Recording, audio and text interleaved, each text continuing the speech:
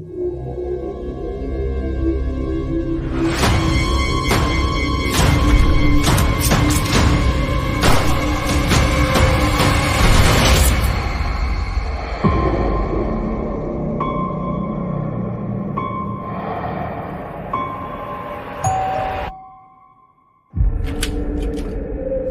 John, thank God. Williams, what the hell are you doing here? Myers. Is he dead?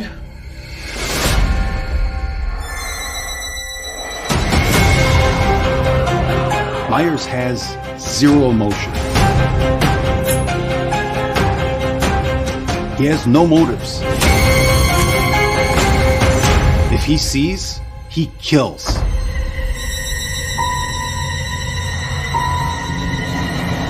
Tell the town to lock their doors. No one in, no one out.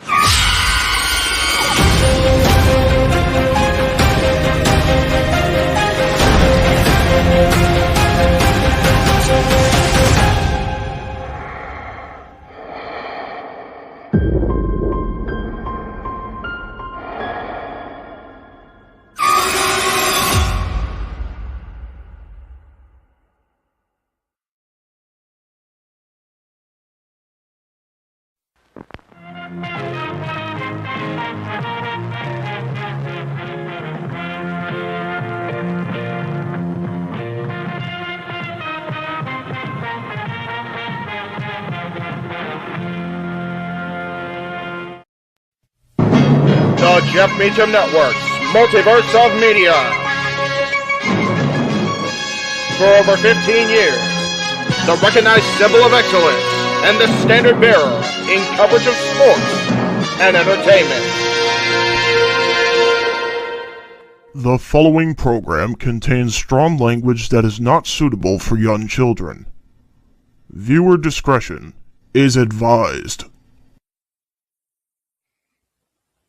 JJ, Jeff, you want to kick this thing off? Because I'm still trying to process everything here. Yeah, it's like, who wants to go first? Yeah, who wants to go first? Well, Come on in. It's open mic night with your host. you could maybe say there's really 4 topics, but it's split into 6. The Renegade, JJ Williams. The Sammy and Eddie Kingston thing, which one's the better smelling turd? And his panel of co-hosts. I am founder. Well, call me that for today since we're going with the Jeff Jarrett love theme here this week, according to JJ. The West Coast Professor, Jeff Meacham. Karma is karma is karma. That's professional wrestling! Damn it! The Simple Man, Noah Foster. It's showtime! Yeah! How you doing, JJ? How you doing, Jeff? James. Yeah. And the He-Man, James Hebert. Guys, imagine Baron Corbin, Carl Anderson, and Doc Gallows. The Baldies! There you go! It sounds Get in there! Short his ass and shit the bed. He's not Amber Heard. Give it time, JJ. Give it time. No, I'm sure Jeff has some stuff that... Dumb move. Just don't pull this bullshit again. You get one. Tony needs to stop caring about the ratings. Bradshaw said as long as the ads are in place, we're not going to lose that third hour.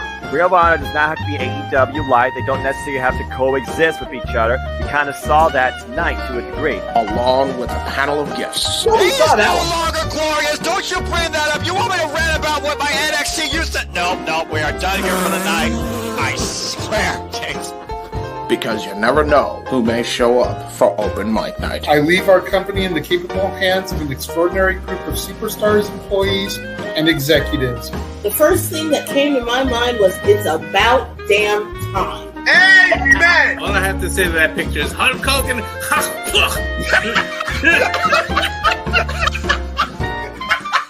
Peyton's new thing is Dennis the Menace, but it's funny because she calls it Dentist the Medicine.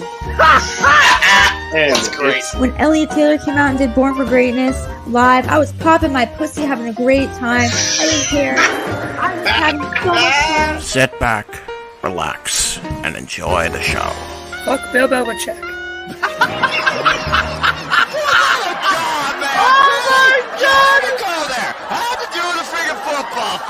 got it on wrestling, and then you bring in that shit. That's just how the fan goes off the damn rails.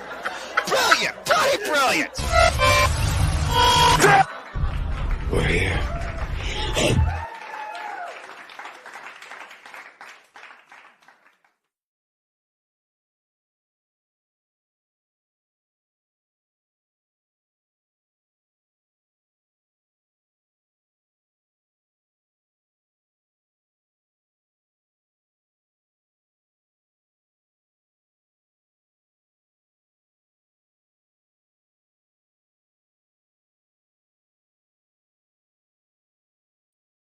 What is going on, everybody? Welcome to our coverage of, well, actually, no, we're open mic night. God, it's bad shit how crazy it is. We've got the end of Battle of the Bells happening right now over on one stream of ours, including brand new Ring of Honor World Six-Man Tag Team Champions in Dustin Rhodes and the Von Erichs. Congratulations to those boys. So proud of them. Happy for my boy Dustin and the Von Erich family winning in Texas with the claw. Among other things, UFC 304 with Walter and James going on as well. My goodness, we are live, and it's across the multiverse for real. 3 different streams. We'll be joined by Noah and JJ here in just a short, but we thank everybody for tuning in already as the chat room is filing in, so thank you all very much. Kind of looking for a short night here, it looks like here as far as open mic night goes. We do have a couple of topics we're going to bring up. They both are AEW-centric. Not necessarily happy stuff, but you know, what are you gonna do? It is what it is. But we will be taking super chats if you guys want to bring up anything of a positive nature, sort of a kind of a counterbalance, if you will, to the negativity, if you will. But we will be going live here in just a moment with Noah and James Noah and JJ, making their way in. James and Walter's participation will be determined on how long UFC 304 goes tonight, of course. But thank you all for tuning in, those so far on Open Mic Night. It has been a wonderful afternoon of content. AEW Collision was a great show. Battle of the Belts was fun to watch. And UFC 304 is ongoing. We still, of course, tomorrow, let's not forget, we will continue this craziness tomorrow across the multiverse as we present Bloodsport 11 from GCW and Josh Barnett. That'll be at 6 p.m. Eastern, 3 Pacific, across the multiverse of media with, of course, with JJ. No, try it again. James and Walter. There it is, across the multiverse on the call. Meach's Musings on Monday. Stat Boy Sports Bar and the Great American Bash from NXT on Tuesday. The Greg Cherry Show, episode 200 on Wednesday. Simply predicting SummerSlam at some point this week. And, of course, SummerSlam itself will be next Saturday, August 3rd, going live beginning at 6 p.m. Eastern, 3 Pacific. My goodness. Incredible opportunity. It looks like they are signing off now with Battle of the Belts, so we will await the arrival, if you will, of JJ and Noah to join myself for Open Mic Night, which, again, always cool. I love doing Open Mic Night. It's fun. It's enjoyable. It looks like they're not letting me do the sign-off, or they're going to have me do the sign-off, so hang on one second.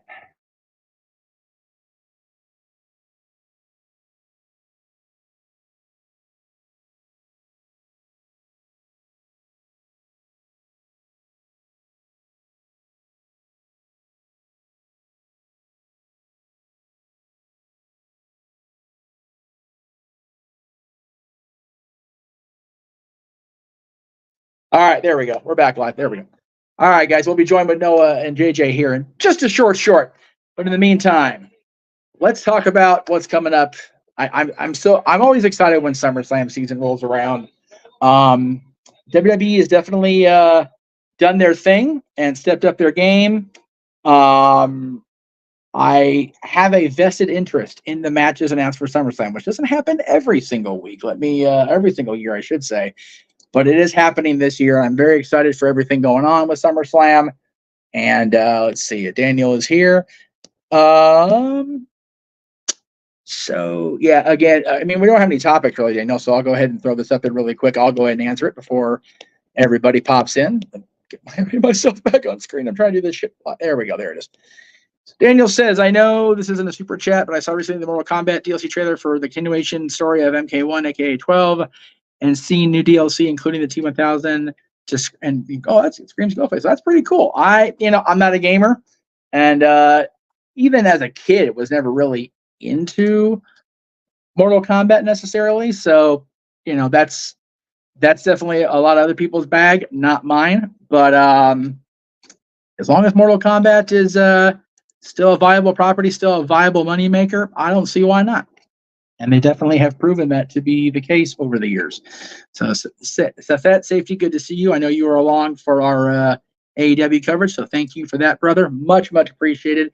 And thank you to everybody on the team today, by the way. I know it was kind of a cluster in the chats today, getting everything organized and arranged around everybody else's schedules, and I was a little bit of a turd to the team just because I felt the strain. So I do apologize for that. Like I said, I apologize for my verbiage toward Mr. Sonertia yesterday, and I reiterate that apologies. There you go. Big G says 2 new Avengers movies are announced for the next 2 years. Very cool. We actually came off of a rerun of Infinity War prior to Collision, which I haven't seen Infinity War since before it came out, or since it first came out, because again, I wasn't watching the entirety of the movie. I know JJ was into the MCU as it was premiering in theaters, so that was so definitely I didn't see Infinity War when it came out. I did take Dylan to see Endgame because it was the last one officially of that saga, so I did want to get in before the hype came out and the spoilers emerged, because we all love the spoilers around here. But anyway, JJ is here to moderate up Mike Knight as he do. Hell of a Battle of the Belts you came in home in time for, man. That was a pretty good show that hour was. Yeah, it was. Really solid action. 2 great women's matches. Because women's wrestling matters, damn it. That's right. And yes, Dustin and the Von Erichs, man. I am tickled for those 3 guys. That is too cool that they are the Ring of Honor. It's funny that Dustin is a Ring of Honor champion. Like it just throws me that as long as he's been around, still yet to be an AEW champion. Yes, sir. But he has now held championships in every decade since the 1990s. Just, crazy to me. Yeah. 4 decades of the Natural doing his thing, Goldust doing his thing. The Cleaver is here. I know it's an off night for you to be on screen, brother, but we appreciate you being along for the craziness. Gillen wants to see this so bad, Deadpool and Wolverine. So do I. And I'm like, I'm still not as into the MCU as I'd like to be. If you hear different things, like you don't have to have seen any of the other previous movies to get this one. But I've also been told with this one, even Dylan said, a base knowledge of the Deadpool movies and like just a general broad idea of the X-Men film series will do you a solid. So we'll see. I definitely probably echo that sentiment, even though I haven't seen it yet. You got to figure there's 2 Deadpool movies. Yes. 3 if you count the PG-13 Once Upon a Deadpool, where they kidnap Fred Savage. And there's a bunch of Princess Bride jokes within there. But so you've got the 2 Deadpool movies, and then there's I want to say there's 9 Wolverine movies. At least. There's the 6 X-Men movies. Yeah. 3 with the original cast, 3 with the new cast. Yeah. The new class. And then there's Wolverine, and Logan. Yeah. So there's 9 of those. So you've got 11 movies. Like Not I said, quite as bad as the MCU. No. But without having seen it, I'd say you probably at least want to see the 2 Deadpool movies, probably the first 3 X-Men's, and then Logan. Yeah. And when in doubt, it's not always a reliable source, but for basic plot writing, Wikipedia, your best good friend. Because a lot of shit to unpack. Yeah, I didn't see Logan either. I really wanted to. I wanted to see the theaters because I knew, other than the Doctor Strange alternate or whatever, it was going to be Patrick Stewart's last outing. That was pretty much driven in our heads that it was going to be Sir Patrick's last outing as the linear timeline. But is it Professor X? But yeah, now we don't know. Will it? Yeah, now we don't know.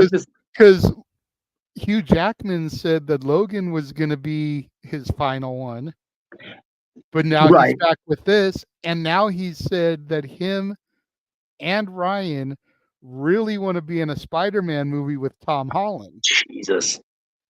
Well, and that's a buddy movie that I am just here for. No, for real. I will say this. Based on what I have heard about this, I know we're totally off your wheelhouse right now, so we'll get it done real quick. I will simply say that based on the way they wrote this plot of this movie, what I said about Patrick Stewart's involvement is still legitimate as far as the linear timeline, because multiverses are a thing. Yes. So I'm okay with Hugh being back. I'm okay with anything Hugh Jackman's in after seeing the Wolverine outings and Greatest Showman. Like, I'm here for Hugh Jackman all day, all night. I love that man to pieces. My mom will even go see a Wolverine movie because of Hugh Jackman, because, she don't do anything else. But Noah Foster's here now. You guys fresh off the call of Battle of the Belts. Mr. Moderator, let's do the thing here. All right. Well, like I told people at the end of Battle of the Belts, I don't have a whole lot of stuff that we're going to discuss tonight. Got a couple of little things that I wanted to bring up. Otherwise, it's going to be your guys' questions, topics. So throw them in there. If they're good, we'll bring it up. If you want to secure and make sure we discuss it, super chat. Again, we said it on the other one. Noah's going to roll his eyes here, but it is what it is. If we can get $60 to Jeff's channel and $60 to my channel before Tuesday, Noah will have to enroll in this deemed university that is Chase University and support Thea Hale in her bid against Roxanne Perez for the night one of the Great American Bash. And if she wins, he will have to get a t-shirt. And no, Noah. I don't know if you saw it, Jeff, because you were kind of I did maintaining multiple streams. I did. I'm so happy for Thea and for Tony. There's yes. the Andre Look at that figure. Jesus Christ. There's the Duke Hudson figure. And there's Thea. I like the Thea in the more updated Chase U, with a little more post JC Jane era Chase U attire. I'm here for it. Well, there's actually a variant that has her in the more provocative wear from the JC era. My goodness. But got to get the Chase U ones, though. Yes. And then I showed these to Noah on the air also. I know. Oh my God, I can't even this shit. They have a black and white timeless Tony. The only thing in color is her lipstick. As it should be. You can see the red popping there. Oh my God. Like you said on air, I'm not much of a figure collector anymore, but I need me timeless Tony Storm in my life. Like I need that to be on my display shelf. Jesus Christ, that's great. Absolutely. Oh my goodness. All right. Colin has a divisive question in the chat room. It's not super chatted, but it sure as hell got my attention. And this is straight up. This is like Biggie and Tupac. This is West versus East. We got to ask this question to the multiverse. Okay. In-N-Out or Whataburger? None of the above. I can't answer. I have 5 Guys in my town. That's my go-to. I'm a Tommy's guy. Tommy's definitely over these two for me. Absolutely. If I absolutely have to pick between these two, yes, I'm going to go with In-N-Out. Right. In-N-Out is extremely overrated. I don't think it's near worth the lines that fill up the drive-thrus. Salad. That doesn't mean it's a bad burger. No. But when the drive-through line literally exceeds to like the red lights and you can't get through the lane that you're trying to drive down, because the drive-through line is that fucking ridiculous. Yeah. It's not that serious, y'all. No, it's not. It's just not. It's my understanding, Colin, that Tommy's, unlike In-N-Out used to be, Tommy's is still very much California exclusive. Yeah. California. And Tommy's it's a bomb chili burger, basically. Yeah, Tommy's is worth the In-N-Out lines because Tommy still has those lines. If you get an original Tommy's location, they still got those lines and they're worth it. For me, I finally got to have Whataburger. God, I forget when it was that I was back in the east area of the country that I got to have it. It's good. It's very good even. But being a California guy, I'm always going to go for In-N-Out of the two. But I will say for the record that I do prefer Tommy's. But of the chains that are now going further out, because In-N-Out's now getting itself ever so far east. Noah mentioned Five Guys. If Five Guys wasn't so ungodly expensive, I'd be on it. Like, I really would. But I took Dylan to a Five Guys that's here, but I get it, it's California, everything's more expensive, right? But almost $50 for the two of us at a burger joint. Yeah, I'm kind of good. That's kind of crazy. There was one we went to a recent. You know what? The Habit, I feel, is very not underrated, but underappreciated because they've got quality stuff and not just strictly burgers. They've got a wide variety of stuff. The biggest thing with In-N-Out is they are 3 main items: a hamburger, a cheeseburger, and a double cheeseburger. That's essentially what their menu is. They've got bomb fries. I dare say some of the best fries in the business because they're freshly prepared. And when they are old and they don't get thrown away, they don't hold their shape and texture like McDonald's fries do. It would thrive a nuclear holocaust because those things are crazy. It's just scary. Yeah. But all right. But yeah, Five Guys, definitely high priced. Are they worth the price? California, no. But California, everything's more expensive for me. And see, I'm even worse than Colin as far as the In-N-Out because, again, I'm not a animal style guy. Like, I don't like the extra stuff. I am meat, cheese, bun, depending on the establishment, a light layer of mayo just to have something different. But I'm not eating I'm the worst Californian. I hate avocado. I hate Thousand Island dressing. I only get the fries animal style because I feel like their fries are too bland. Right. They need something. Yeah. Now, you give me that Thousand Island. You give me the chopped onions. You give me the cheese. All the cheese. Always the cheese with you. Yes. Yes. I'm set. I will say I have taken your approach to French fries in recent years where I make it fresh and then I ask for salt. That's the way to go, especially like the big ones like McDonald's, Wiener Schnitzel, all those. If you get the fries, they're already made. They're sitting there like they've been sitting there like, nah. Throw a fresh batch in the fryer for me. I want them to make sure they kill me fresh out of the heater. The best way to do that is you tell them straight out the gate that you want them no salt. Yeah, no salt, and then you make have sure to make them fresh.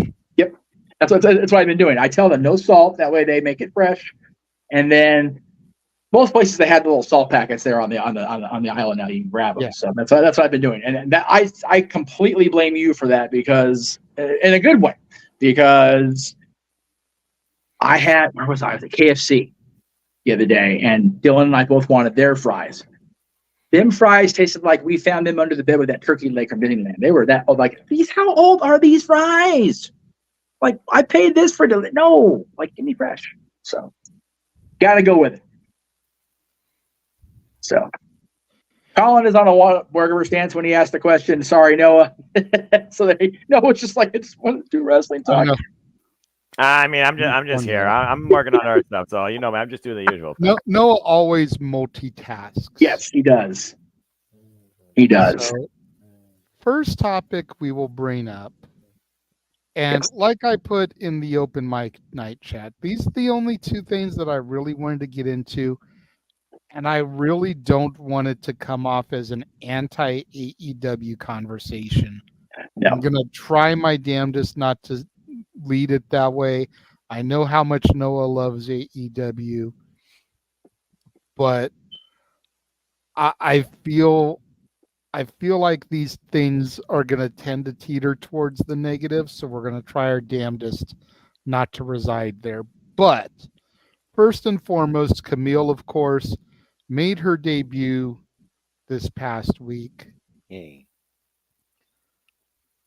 I still haven't gone back and actually watched the legit stream, to hear the crowd, hear the commentary. Jeff, you said that you did. From everything that I understand, it was like the epitome of the crowd goes mild. Yeah. I guess what we're going to discuss as far as this one is, did the commentators do their job in putting her over? And did she sit at home for too long after putting her name on the proverbial contract? Because if rumors are to be believed, she signed the deal back in January and has been sitting at home for almost 8 months. Yeah. So the commentary definitely undersold her, especially, and again, I'm gonna try not be so graphic this time with the two of them, especially Taz and Excalibur. For all the praise that's delivered on Excalibur these days, which I have far too much skin in the game. I'm gonna say out of that one. And Taz especially, like, that should have been a bigger friggin' deal. It wasn't, because she's been sitting backstage so long or sitting home so long. Schiavone, to his credit, people really hated on Tony Schiavone when he first came back into wrestling and was doing the podcast only with Conrad. And then when he first made his way back into AEW, or wrestling with AEW, they kind of shit all over. Oh, this guy's too. It's like, you know what? You go back and watch our coverage of Flair's last match, but instead of watching us, I encourage you guys to listen to Tony and to David Crockett and everybody else who's involved in that. That was a hell of a call. I think that really lit the fire under Tony's ass. He did a great job of selling Camille, and it actually kind of bolstered Taz and Excalibur to go, oh shit. But the crowd itself definitely seemed like, oh, well, that took long enough. And I don't know if that's AEW's penchant for overhyping somebody prior to when they're showing up. I mean, God, how obvious was it we were getting Mercedes in Boston? And she still got the major pop. Yeah, they're piping them in now, but not that first time, man. They were all over that when she first showed up. I think that it really depends what happens next, because we need to see that she's going to be more than just another voiceless heavy like she was with Nick as the NWA champion. We need to be able to see that Brickhouse, who was the NWA World Champion for how many days? Over 800. Yeah. We need to see that Camille. Not the silent, brooding, just do what the champion needs to do to survive Camille. If we get a balance, I'm good. If we don't, I'm going to be more upset than I already was at her being kept backstage for so long, or back home, or whatever she was. Again, if you believe the rumor and if you follow her social posts, her contract expired long enough ago where if she was signed when she was allegedly signed, she should have been brought in, no questions asked. And especially with the way we've been talking about AEW's women's division kind of tipping the scales against their favor with as good as NXT is doing, with as great as TNA has been this year. They should have had her on television right the fuck away. Oh, we don't have anything for her. Make something. She's goddamn Camille, Tony. Fucking make it happen. You gave her more creative when you brought her as an NBA champion than you did Wednesday. I will never understand the I don't have anything for them argument, and that's for any company. No. Really quickly before we go on, Arlene, I see your super chat. As soon as we're done with this, we will get to that top priority. 1/6 of the way, Noah. But yeah, I never understand that. It's like, if you don't have anything for them, why did you sign them? Yeah. That doesn't make sense to me. And on the same side, if you've got them signed for a while and you still make that claim, let them go. Yeah. Like, how long was Thunder Rosa just sitting at the announced position, cleared from injury? Oh, yeah. But they didn't have anything for her. Yep. That don't make no sense. No, that's why Britt Baker was smart, and I will gladly kiss the DMDB here right now because she knew she was not ready for physicality, and rather than go to TV and maybe get out there and cut a promo or whatever, no, she stayed back. She worked with Dallas Page, and she got herself in the best damn shape of her life. That I was able to tell you guys 3 days before she was back on television. Shit, she's ready. I don't care what anybody else says. She's ready to go. Sure enough, there she was on television on Saturday night after her thing with the Garcias. She got herself ready to go. I wish more talent would have that awareness, self-awareness. And I wish companies would have that awareness of their talent. Like, if you don't have anything for them, maybe not turn them loose, but let them go elsewhere and keep the ring rust off. Because that's such a huge thing in wrestling. Anyway, I rambled. I apologize. I didn't mean to cut you off. No, you're fine. I threw to you first. Noah, what were your thoughts on Camille's debut? Do you feel like they undersold her on commentary? Do you think the crowd reacted the way that they should have? You know, do you feel like she's been, like, they waited too long to debut her? I honestly don't look into the fact that she was signed in January. Well, first off, I don't read into anything, as you know. Seeing is believing. Secondly, I don't really read into, like, today's commentary, because a lot of today's commentary I don't really give a shit about unless it's good old JR at this point or Japanese commentary. Third, I kind of don't listen, to be honest, since I know moreover than not, every TV show, fuck television, has some sort of piped-in noise with it. The only natural reaction that matters is my own. So whether or not they screwed up, that is kind of irrelevant to me. What matters is the long term and the long run. Kudos to Camille on pursuing a great opportunity outside the NWA to showcase what she's capable of on a bigger stage and taking the chance to do so. But I think first impression is too soon to tell whether or not they screwed up anything. All I know is I'm extremely happy to see her. I'm extremely happy I got to saw her and react to her arriving to a bigger stage in AEW. And I can't wait to see her mixed up with some of the talent there, including not limited to Jamie Hayter when she returns. With people like Jamie Hayter and Ty Mello still yet to come back to this women's division that continues growing in its potential and the amount of great talent that it has, I'm very optimistic towards the future. So first impression, be damn, long-term telling will tell otherwise and affect my judgment. So as far as I go, I was fine with what I heard and what I saw, and definitely what I called. And I can't wait to see her wreck shop first with Diabreaker DMD and whoever Diabreaker DMD gets first, if not Jamie Hayter, based on Jamie Hayter's clarity, because I also do believe a wrestler should not come into play on my screen unless they are physically and mentally clear to compete for all the right reasons. So I was fine with it, and I can't wait to see what comes next from it. Fair enough. Well, in the meantime, we have received not one but 2 super chats from Arlene.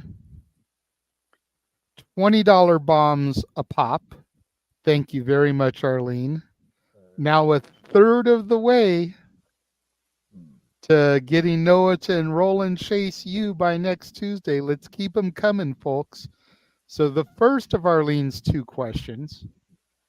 Do you see Dolph Nick Nemeth defending his title on NXT, Raw, or SmackDown? And if so, against who? I don't know about Raw or SmackDown. I definitely feel that's going to be the next evolution of this partnership, but I don't think that's going to happen until after the Rumble. Yeah. I think we're probably going to keep it NXT until the Rumble, and then we may get Joe Hendry, we may get the Rascals, we may get Jordan Grace, Ash by Elegance in the Rumble, which could then spearhead a potential storyline with the Raw or SmackDown talent because they get eliminated by one of the TNA guys. Right. And we build towards a Raw SmackDown match or even something at the Chamber. If the Chamber is still going to be a thing. Right. Still not sure, considering the Rumble is going to be in February, if the Chamber is even going to be a thing anymore. Could be in March. So it could be, but we don't know. So we'll just play that by ear. But I don't know about Dolph coming back to NXT, Nick coming back to NXT to defend his title. If he were, the only thing that I think would make sense would be champion versus champion, Nick versus All Ego Ethan Page. Oh, give me that match. Hell yes. You know, considering Nick's contract expired and then he went to TNA, I don't know how quickly he's wanting to come back onto WWE television.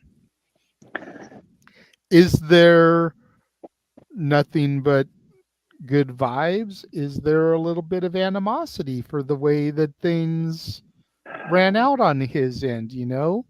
Would he be able to bring his brother with him for a tag match? All things to ponder. Jeff looks like he has something he wants to say, but before he does, yes, let's welcome Big G into the stream. What's up, Big G? Hello. Go ahead and take a look at the question here. Nothing Go ahead and much. take a look at the question there, and once Jeff is done speaking, we'll throw to you for your thoughts on that. Yeah, first of all, like Alright, this sounds shirt. Got the great, got the purple variety. Not here in the studio, but at home. We'll have to wear it another time. Have to color coordinate, Big G. Yeah. Anyway. God damn, I love Randy Savage. I'm watching 94 WWF, so he's on commentary, and my life is good. Anyway, I would love it if Nick returned to NXT to defend the TNA Championship, and it's one of those. And again, speaking far too often to Nick, or far more than I should for doing what I'm doing, unfortunately. I really think that his departure had very little to do with the current guys at the top of management. And I'll let that lay where it be. He and Hunter always got along great, as far as I know. So I don't see why it's not a possibility. I know that nobody in any of those companies works harder than Nick Nemeth. I'll fight to the death on that. That guy works hard every damn day of his life. And he's so good that he doesn't have to at this point, but he still does. Seeing him against Ethan Page will be an instant. I'll make sure my bills are paid, and then I'll beg and plead for super chat just so I can afford that pay-per-view. Because that would be just that one match. I'm like, just take the money, just take it. Don't ask questions. Take it. But realistically, yeah, right now, the fact that he was fresh off NXT run when he let his the contract expire and then went to TNA back at Hard to Kill, it would be probably a stretch to believe he would return at least right away. If the partnership evolves into the main roster, then it might be somewhere where Nick has something to prove. It's like, oh, you let me get away, but I'm going to come in here and whoop on your main roster boys just to show I can. Yeah. Will we let that happen long term and that against many people? Probably not. But it would still be a fun experiment to hash out post Royal Rumble. By the way, if they do the Chamber in March and they do it right away, February 1st is a Saturday, Royal Rumble, which also, because it's an odd year, makes March 1st Saturday. Have the Chamber on my birthday. I'll have a birthday party with open mic night in the Chamber. Let's fucking go.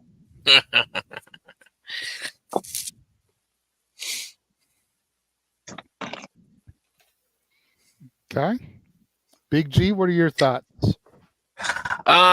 Yeah, I mean, with Nick being TNA champion and them doing this whole partnership with NXT right now, I can definitely see him going down to NXT and defending it, and then I can also definitely seeing people from NXT going to TNA to challenge him for the title. I mean, we saw the Rascals at Slammiversary. We're seeing Joe Hendry again on Tuesday at the Great American Bash.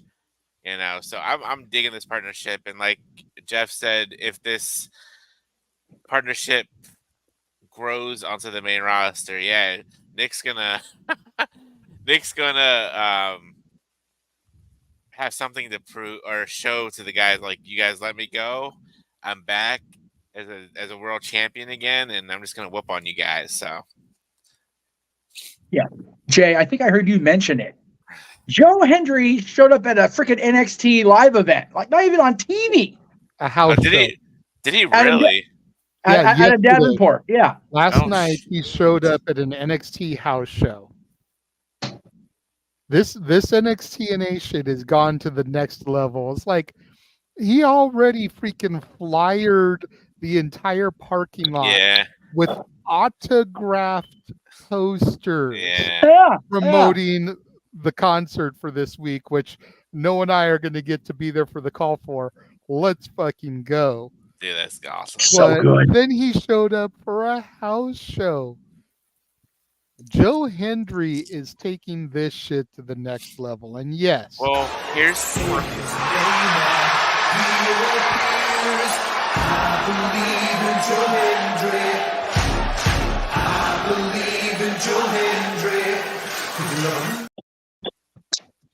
Here's hoping this NXT run lasts all the way through Halloween Havoc through Hershey, Pennsylvania, come October time. Oh. I'm all for it. That would be awesome. That would be awesome. I gotta say, I am a little bit bummed that TNA rescheduled Victory Road and took it away from Noah in Ohio and moved it down to freaking Texas. Fuck that. Because I was looking forward to Noah going and him being able to purchase and mail me the Joe Hendry t-shirt. Damn it. I wanted that shit. I know. I definitely want my Joe Hendry shirt. I believe, and like I said, my first and last name goes in perfect cadence. If somebody wants to get Joe Hendry cameo for me for the end of the year show on my birthday, I ain't gonna say no. He did up his Jeff price. Meacham. He did up his price on Cameo. It is now, I believe, $80. He's still worth every bit of it. Oh yeah. I remember the last time I looked at it because I was looking at the Shayna Baszler cameo, and I saw Joe Hendry, and at the time I think he was like $40. So yeah, we got a steal. I'm not gonna lie, for the end of year show, like we got a freaking steal. But that was before he blew the hell up. Yeah, especially for what we got from him. I mean, he sung that he believed in Noah, sung that he believed in Attila, and we got a cameo from his dog. That's right. Not everybody gets his dog in their videos. Doesn't happen every day.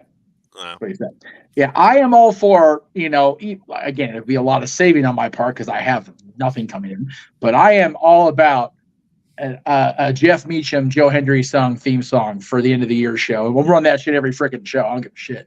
Absolutely. For $80 worth it. Really quickly, 26.2 miles outside parts unknown said 1/6 of the way, Noah. What does that mean? We are now a third of the way, 26.2 miles outside parts unknown. And what that means is if we can get another $40 to my channel, $40 to Jeff's channel before Tuesday, then this man right here needs to enroll in the esteemed Chase University and support Thea Hale on Tuesday night in her bid to dethrone the prodigy Roxanne Perez. She's not winning.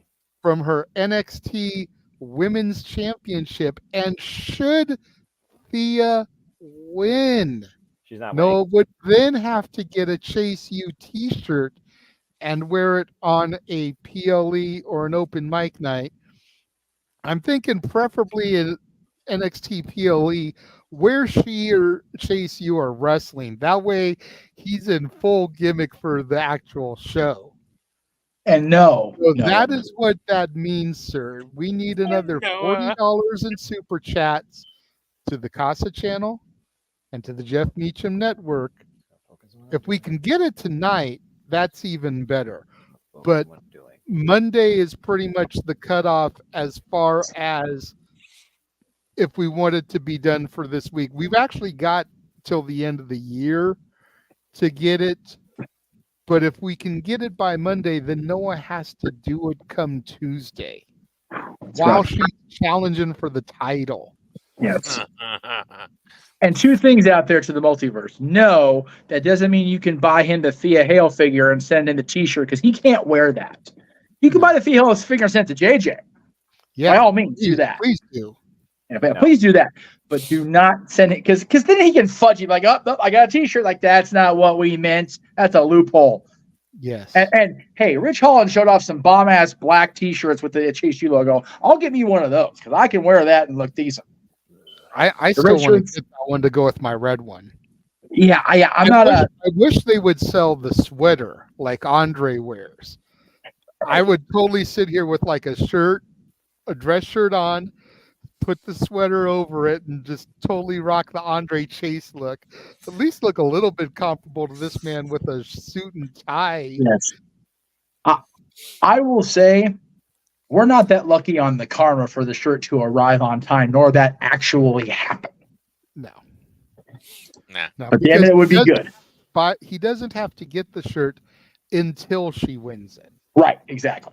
That's the key. As ironic as that would be, that was the deal that we made. So yes, we are men of our word. If Thea becomes the champion, she's not winning. Such negativity, Noah. I love Noah. You know what we're gonna do? We're gonna do when Thea does win the championship. Yep, because she will win it. I am gonna buy a Chase U shirt, and on the back, I'm gonna have her picture with Noah's quote. She's not winning on the back of it. With a picture of her as the champion. It's too bad that Noah refuses to believe in Thea Hale and Chase U the way that we believe in Joe Hendry. Right? It's sad. It really is. So sad.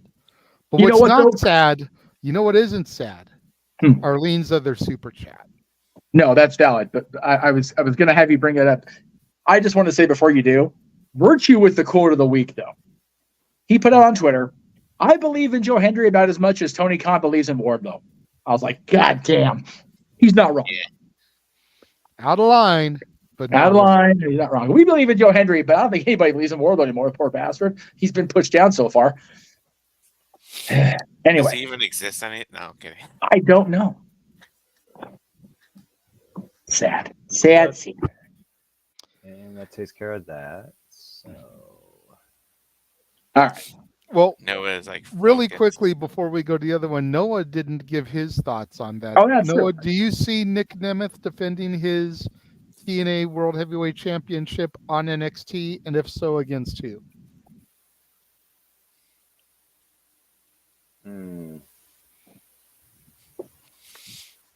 Well, if Trick Williams can't get back to the NXT Championship, maybe that's a different avenue that could push him over the edge since the show wanted to show the world so much. Trick Williams wants to show that he can still be that guy in NXT, but even Paige won't let him or he falls short. Heel Trick Williams versus Nick Nemeth. I could see that possibly down the line in NXT. Yeah, I wouldn't rule it out. I mean, we've already seen the NXT champion defend against the TNA talent in NXT. Why not have the TNA Knockouts World Champion defend against an NXT talent on NXT, considering that's already been happening on TNA? So, I mean, I figure first what's probably going to happen is an NXT talent would show up in TNA to challenge for the TNA World Championship before the TNA World Championship is defended on NXT against NXT talent. But I wouldn't rule it out. I don't think it's going to happen this year, but I figure if they ever do a show or make official Worlds Collide, I wouldn't rule it out from happening. As far as a person right now, I mean, I look at the NXT landscape. Maybe Trick Williams goes heel. Maybe Tony D'Angelo, that'd probably be an interesting one. Figured about Nick Nemeth and his mindset. Figured about those that could oppose him. Maybe Sean Spears to go back up to Canada. I think there's potential. They need to build more of the NXT main level scene for me to believe that's possible at NXT versus someone show up at TNA. But I wouldn't rule it out. Yeah, Sean Spears was the other name I was going to throw out there. You know, All Ego, Ethan Page, and Sean Spears, I think, would probably be your top 2 candidates right now. I love Trick, but I don't know if Trick versus Nick would be a good match. Yeah, and I don't think Trick is on that level yet. No. Not yet, no. Plus the low-key petty and the irony of the former AEW guys challenging Nick for the TNA championship would just be delicious. Oh, yeah. So Arlene's other super chat we'll get to here. And again, if you guys want to make sure that your questions are answered, super chat just like Arlene. Another $80, $40 to each channel, and Noah will have to enroll and chase you for this coming Tuesday. Let's make that happen tonight, guys. So Arlene says, do you guys still believe Gunther is winning the title, and is he winning it clean or with the help of interference? I definitely still think he's winning the title. I believe he's winning the title at SummerSlam, and he's going to walk into Bash in Berlin the glorious victor to be showered with adoration, as opposed to winning it in Berlin and jobbing to Priest at SummerSlam, because Priest's run has been lackluster. It's been good enough. But I think with what happened at Money in the Bank and the way that he got KO'd, didn't kick out, I think they're probably gonna look at that and be like, okay, we need to move the title to Gunther. Is he winning it clean or with the help of interference? Therein lies the $1 million question, because is it interference if the Judgment Day is already out there trying to help protect Priest, and let's say Ludwig Kaiser returns to help, fight off the opposition? I believe Ludwig is injured because he hasn't been on TV for the last couple of weeks. Correct. I don't know the severity of his injury, but it could be something where he can still make the appearance to help save Gunther and fight off the Judgment Day without getting uber physical, Avatar Man, what do you think? Well, as far as is he still winning it, yes, I believe he is. Will it be clean? Here's my thing with that. When it comes to Gunther, especially if both guys are still out, which I know they excommunicated Giovanni, but with Ludwig's still out, I almost think he has to win it clean to maintain credibility. Yes, heel champions cheat. Yes, heels cheat to win. Yes, that's all very true. But I think for Gunther to stay in the dominant position he's been in as Intercontinental Champion and as King of the Ring, I really think that him winning clean will not only establish just how much of a badass world champion he's going to be, but will shut every critic up that ever said that he ever retained because of interference. Yes, he did a couple of times Intercontinental Champion. For the most part, he was very much the anti-honky tonk man that cheated every which way to retain that long-standing hold on the title. Gunther I almost overuse this phrase now between Obafemi and now Athena last night, but Gunther truly was a bad motherfucker during that 666-day reign. So I think he has to maintain that aura by winning clean to become the world champion. And then when we go into Berlin and Big G is on that call and he defends the world title cleanly, people will be like, all right then.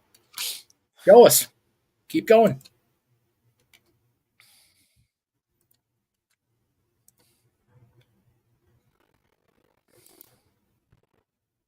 Noah. What? What happened? He's Do so you in his own world. believe that Ring General Gunther is going to win the title at SummerSlam? And will he win it clean or with interference? Jawohl. Oh, sorry. Jawohl. Jesus Christ. One way or another, he's champion at Bash at Berlin.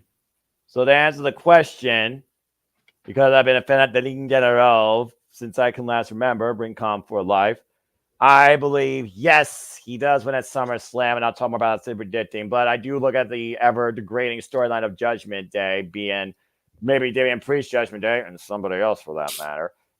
Whether or not he wins without interference goes on the storytelling of Raw's Judgment Day, like SmackDown's Bloodline. I'm kind of over both at this point. But the Ring General has never needed anybody to help him win his fights in his life. He is that integral man that honors and restores the prestige of this sport. If Damian Priest is going to go down as champion or prove he could be El Campeon without risk of injury and Judgment Day, CM Punk or Joe Smo from Kokomo interfering, I honestly don't need to see that at SummerSlam where I feel so much of the card is more story-driven versus the better wrestler winning. I want this to be the better wrestler winning. I don't think interference is needed at SummerSlam. I think you pull the trigger more so after the fact when it comes to the fall of Judgment Day.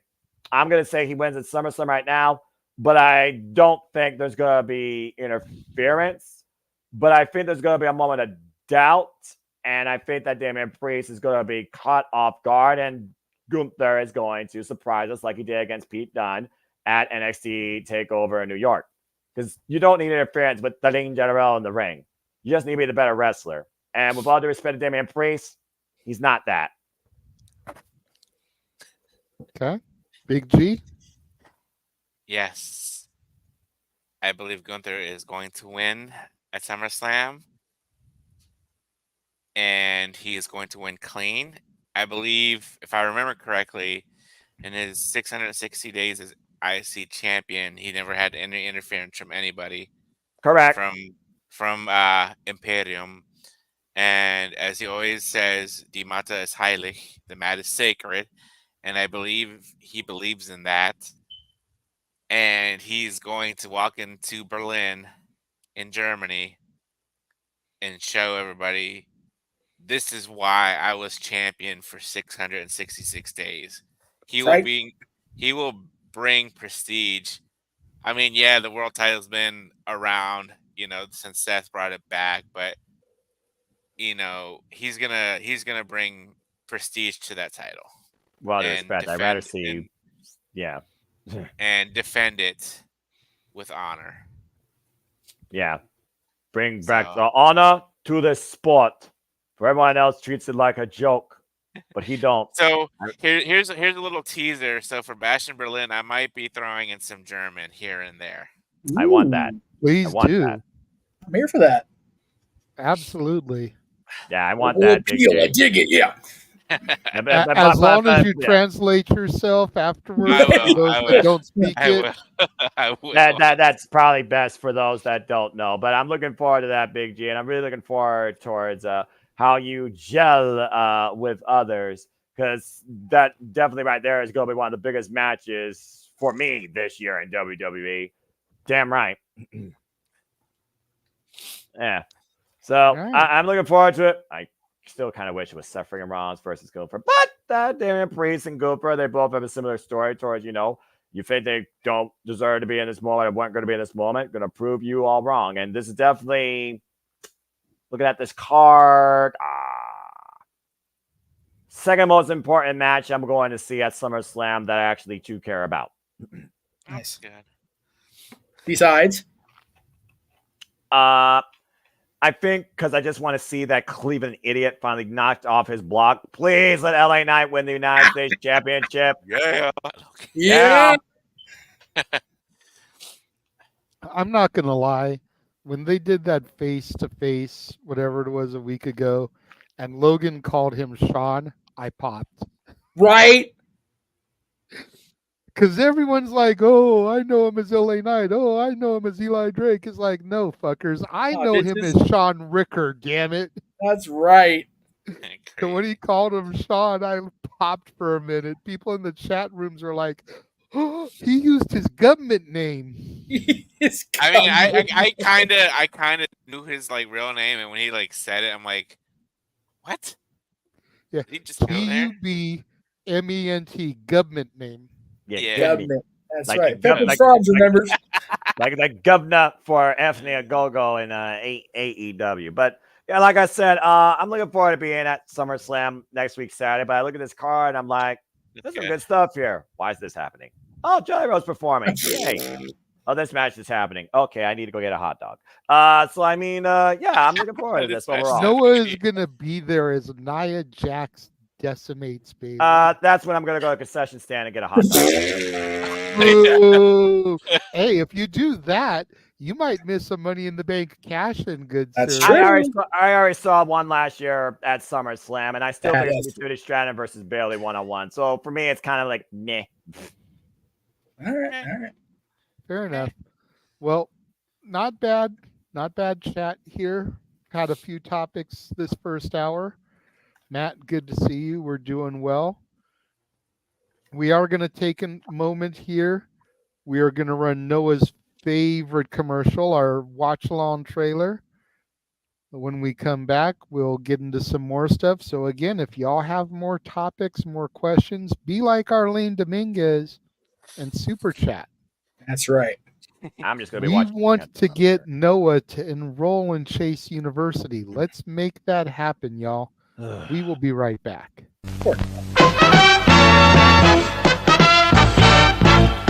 And now, preview time.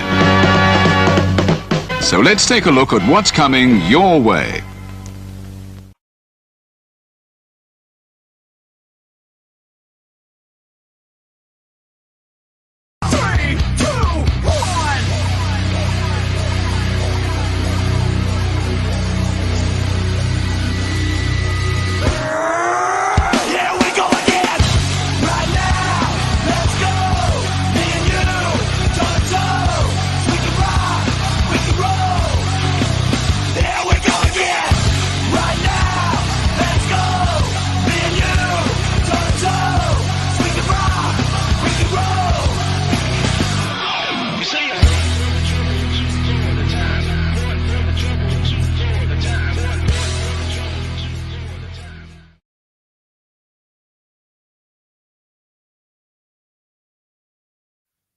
And as always, like I've been saying, every time that trailer plays, we truly are about Killer Jimmy, motivation me, all the wrestling, all the wrestling, all the wrestling, all the wrestling, all the wrestling, all the wrestling, all the wrestling, all the wrestling, all the wrestling, all the professional wrestling. Damn it! And combat sports and other form of sports. And with that, back to the PowerPoint. Okay, so actually no, that's good. So Back to the PowerPoint. I'm done. All right, I'm done. Good deal. Okay. Let's save that and all set for tomorrow. 2 minutes before Sunday. Good stuff. Good stuff. Yep. So the other topic that I was going to bring up that was from this past week AEW, as we wait for more people to super chat topics, the Blood and Guts match. And I'm sure a lot of you guys already know where I'm going with here, as it's been quite the controversy in and around the internet. When Corey Graves put out a tweet about it, the unprotected chair shot from Mark Briscoe to Jack Perry. And I love the way that Corey approached it, because he tried to be very fair and just about it. But of course, the tribalists out there decided to crap on him, and he ended up deleting the tweet as a result. I'm trying to see if I can find the tweet here. I don't remember which chat room I posted it in. Is this it? Yes, here it is. He put out a tweet that said, "This is not meant to sound judgmental or incite, quote, us versus them, or question anybody's passion or talent or intentions. This is just coming from a guy whose career ended from a few too many accidental headshots. The art of this business is protecting ourselves and each other. Trust me, the gaps in memory are not worth it, I promise." Yep. So, what are our thoughts as far as the unprotected share shot goes? I'm sure we're all pretty much in the same boat here. And what do you think of the, we'll just call them what they are, the tribalists that came after Corey and caused him to delete the tweet? Jeff, I know this is something that you may or may not be able to discuss without getting too riled up. So if you would like to abstain from this conversation, you can, or you can go last after everybody else speaks their piece. I'll go However last. you work that. Okay. G, we'll go ahead and go to you first. Yeah. So watching that, like, I can't remember exactly. Did Perry did not even put his hand up to protect his face, did he? He couldn't. He was handcuffed. He could. That's right. He was handcuffed. Thank you. He was See, my memory's crucified, so, basically. yeah, he was. Yeah. So I don't know if that was just like not like a last call, but like oh my god, what's the word I'm thinking of? Last resort. Kind of, sort of, in a way. But yeah, still, like, even in WWE, they haven't done chair shots to the face in the longest time. It's usually to the back or to the stomach or to the arms or to the knees. Even in AEW, I think this is the first chair shot I've seen to the face in a long time. Not since Cody Rhodes and Shawn Spears, and that was bad on their prop department because that wasn't a gimmick chair. That was a real chair. Yeah. That was ugly, too. That was gross. That was the ugliest chair shot I last recall seeing in this business. Who recently... Didn't somebody recently do a DDT to somebody's head on the chair? Was that Blood and Guts too? I mean, where do you want to start? but yeah, anyways, going back to the, like, there's a reason why nobody does that anymore. And Corey Graves is right. You know, you definitely, if it hits you in the right way, you can get a concussion. I almost got it. I almost got a concussion.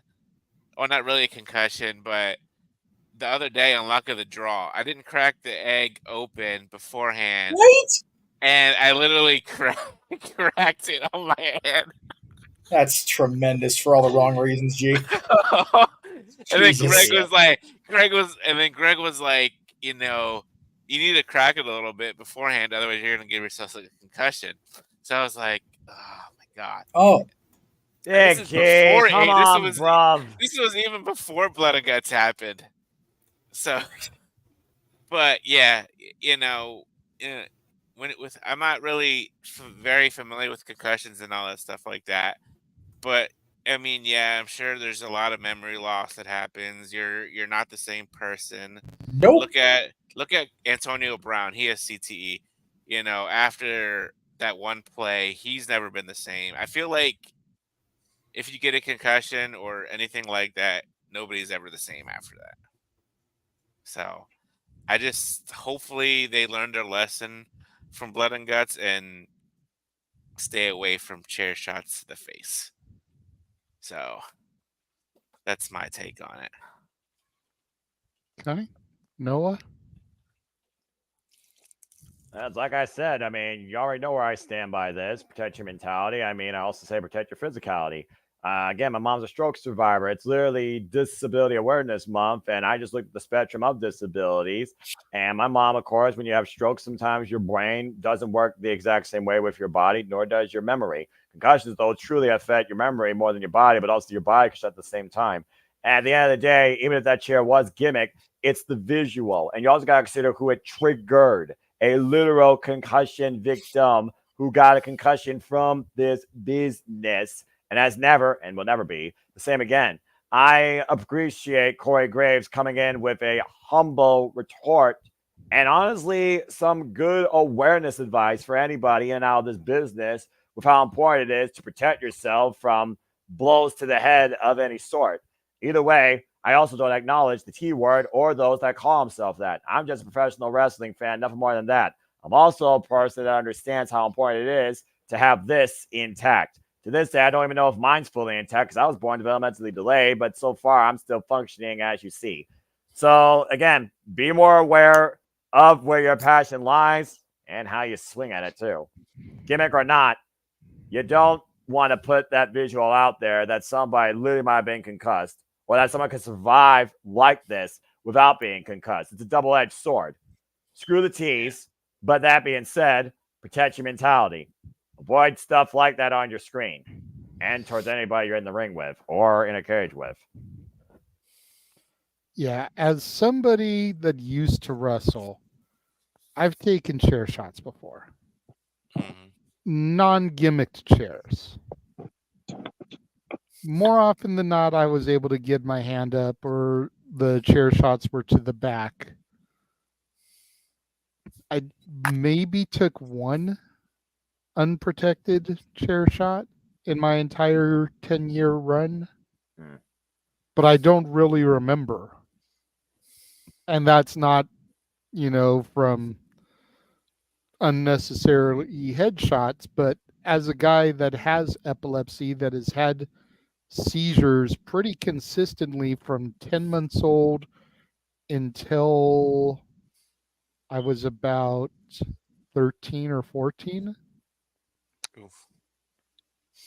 I just have serious gaps in memory from all the seizures. Jeff's known me for almost 20 years. He knows there's shit, we maybe talked about a month ago. I'm like, huh? We talked about this?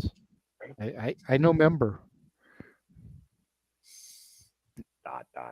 So it's definitely hard to watch. I get to a certain degree superstars' desires to do stuff like that.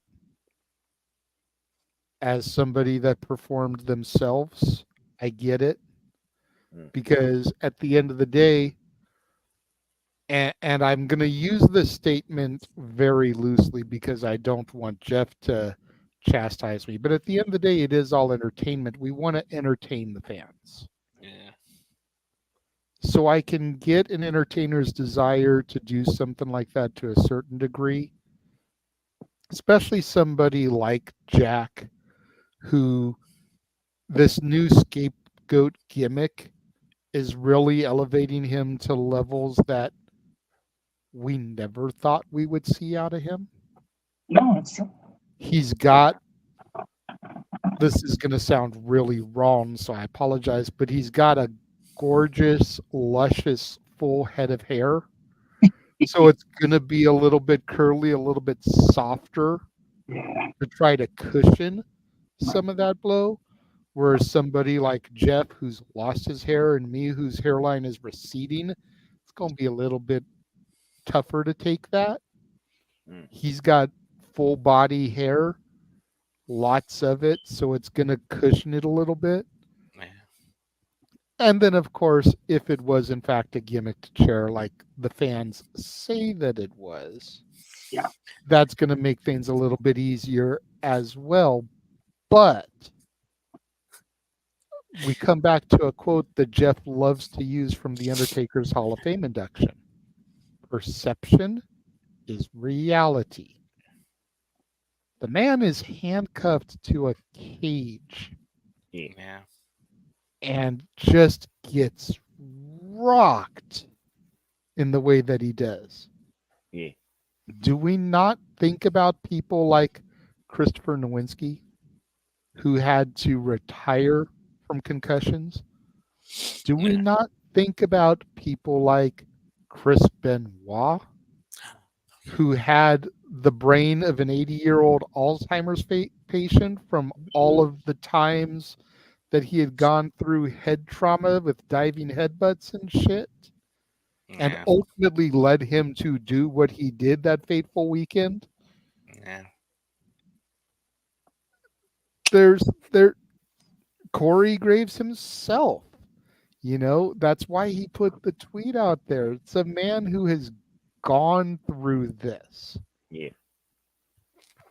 Jeff, not even a wrestling performer, managed a few times, but the man has a history of concussions because of something stupid he did when he was younger.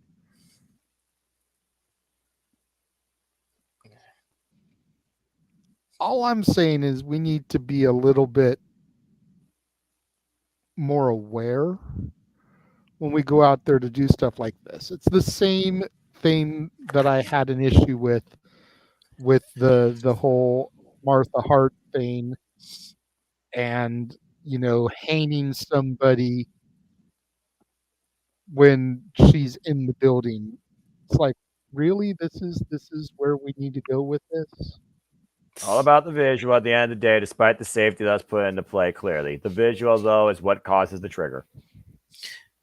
So that's my take on it. And I'm going to go ahead and throw it over to man whose name is on the marquee to bring us home here. Again, y'all got topics that you want to suggest, questions for us? Super chat. Simple as that. Go ahead, Jeff. All right. Get comfortable here. First of all, the tribalism's fucking stupid at this point. It is. It's just so stupid. Accurate. It's not about WWE superstars or AEW talent or TNA wrestlers or New Japan pros. This is human fucking beings getting hit in the head with shit. Calm the fuck down with the tribalism on it already. Golly. Okay. That was the worst part, I promise. That's all he needs. That's like all he really needs to be saying for being honest here. So I'm proud of you, Jeff. Good on you. Continue, goes, yeah, shut the front door already with it. Criminy. As far as the AEW loyalists saying that the chair was gimmicked or shaved or whatever, a average vinyl record will be anywhere between 3/100ths and 9/100ths of an inch. I've actually got a few of those over here. Would you say that chair that went upside Jack Perry's head was thicker than that at the point he got hit? Yes. Yes. Okay, cool. I got hit with a vinyl record upside the head. Oof. I can tell you that shit hurt. And it broke over my head. Because it was swung at pretty much full speed by a different Noah in our history across the multiverse of media. He and I are good now. We made with the piece. But at the time we filmed that gimmick, he took a full-on vinyl record and smashed it over my head with gusto. I had a headache during WrestleMania the next day that had nothing to do with mostly nothing to do with the alcohol.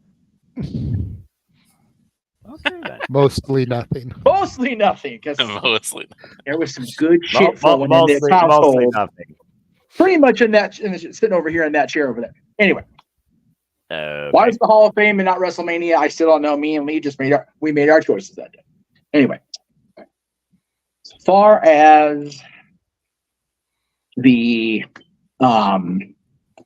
tweet itself being deleted and put out there in the first place, very few people that are still active in wrestling can speak on it the way Corey Graves can. Corey Graves was forced into the commentator's booth because of a prolonged history of concussions and head injuries that, you watch that first takeover they introduced him at, he is just verklempt and not being able to be in the ring. That has since changed, obviously. He's one of the better announcers in wrestling right now. That's why he's the lead commentator on But at the time he was crestfallen because he could not wrestle. First of all, I didn't know your mom was a stroke victim. So let me just throw that out there right now. I have been through the concussion wars.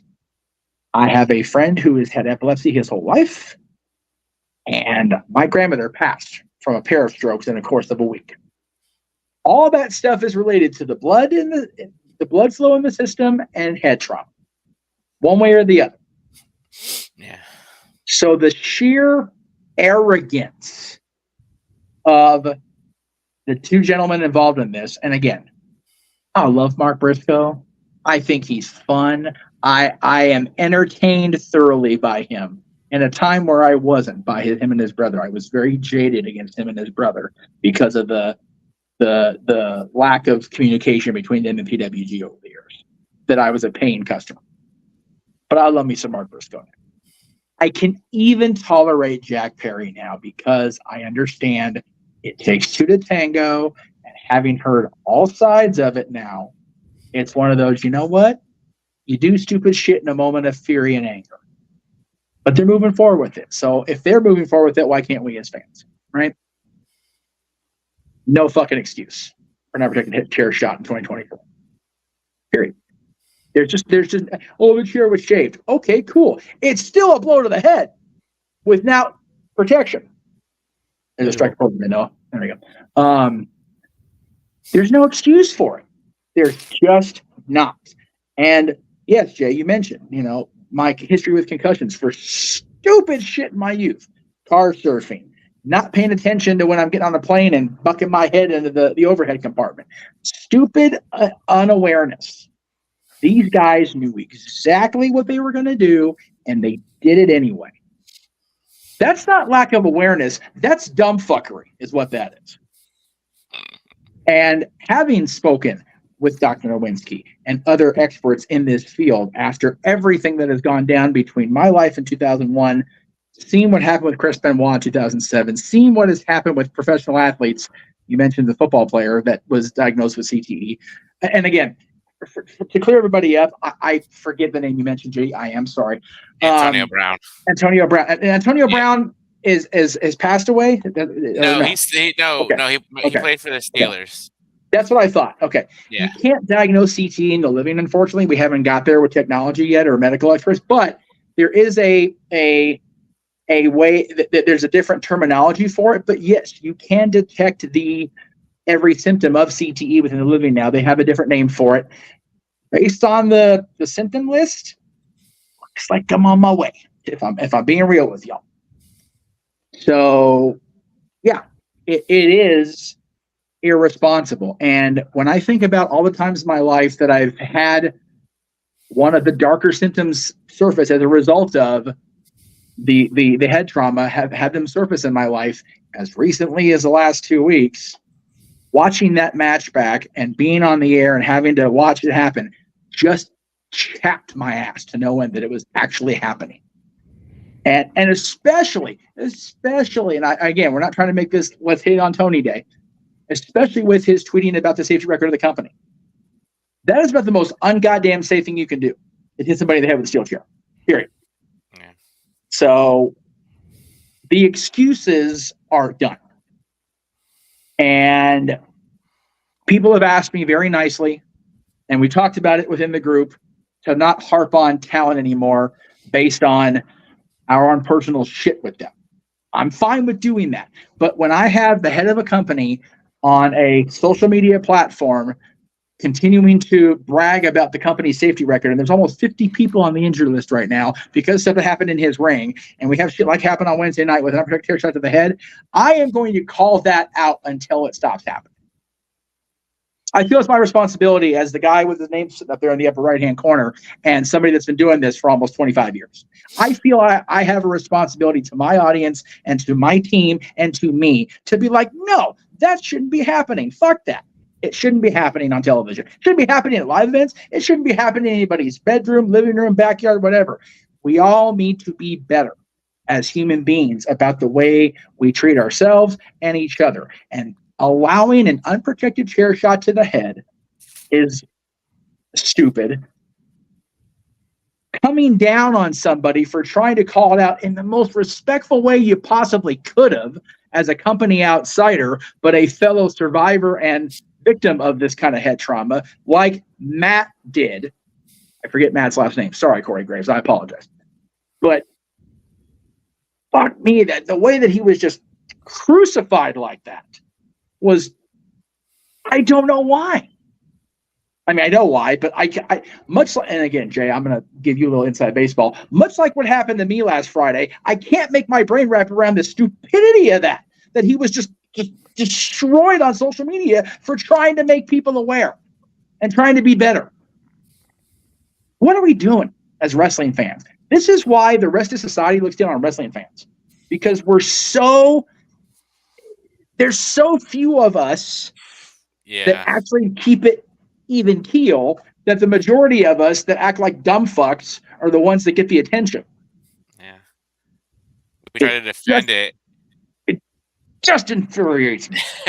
We try to defend it, and then you got the people on social media, like you said, screwing it up for us. The toxicity. Fuck those people.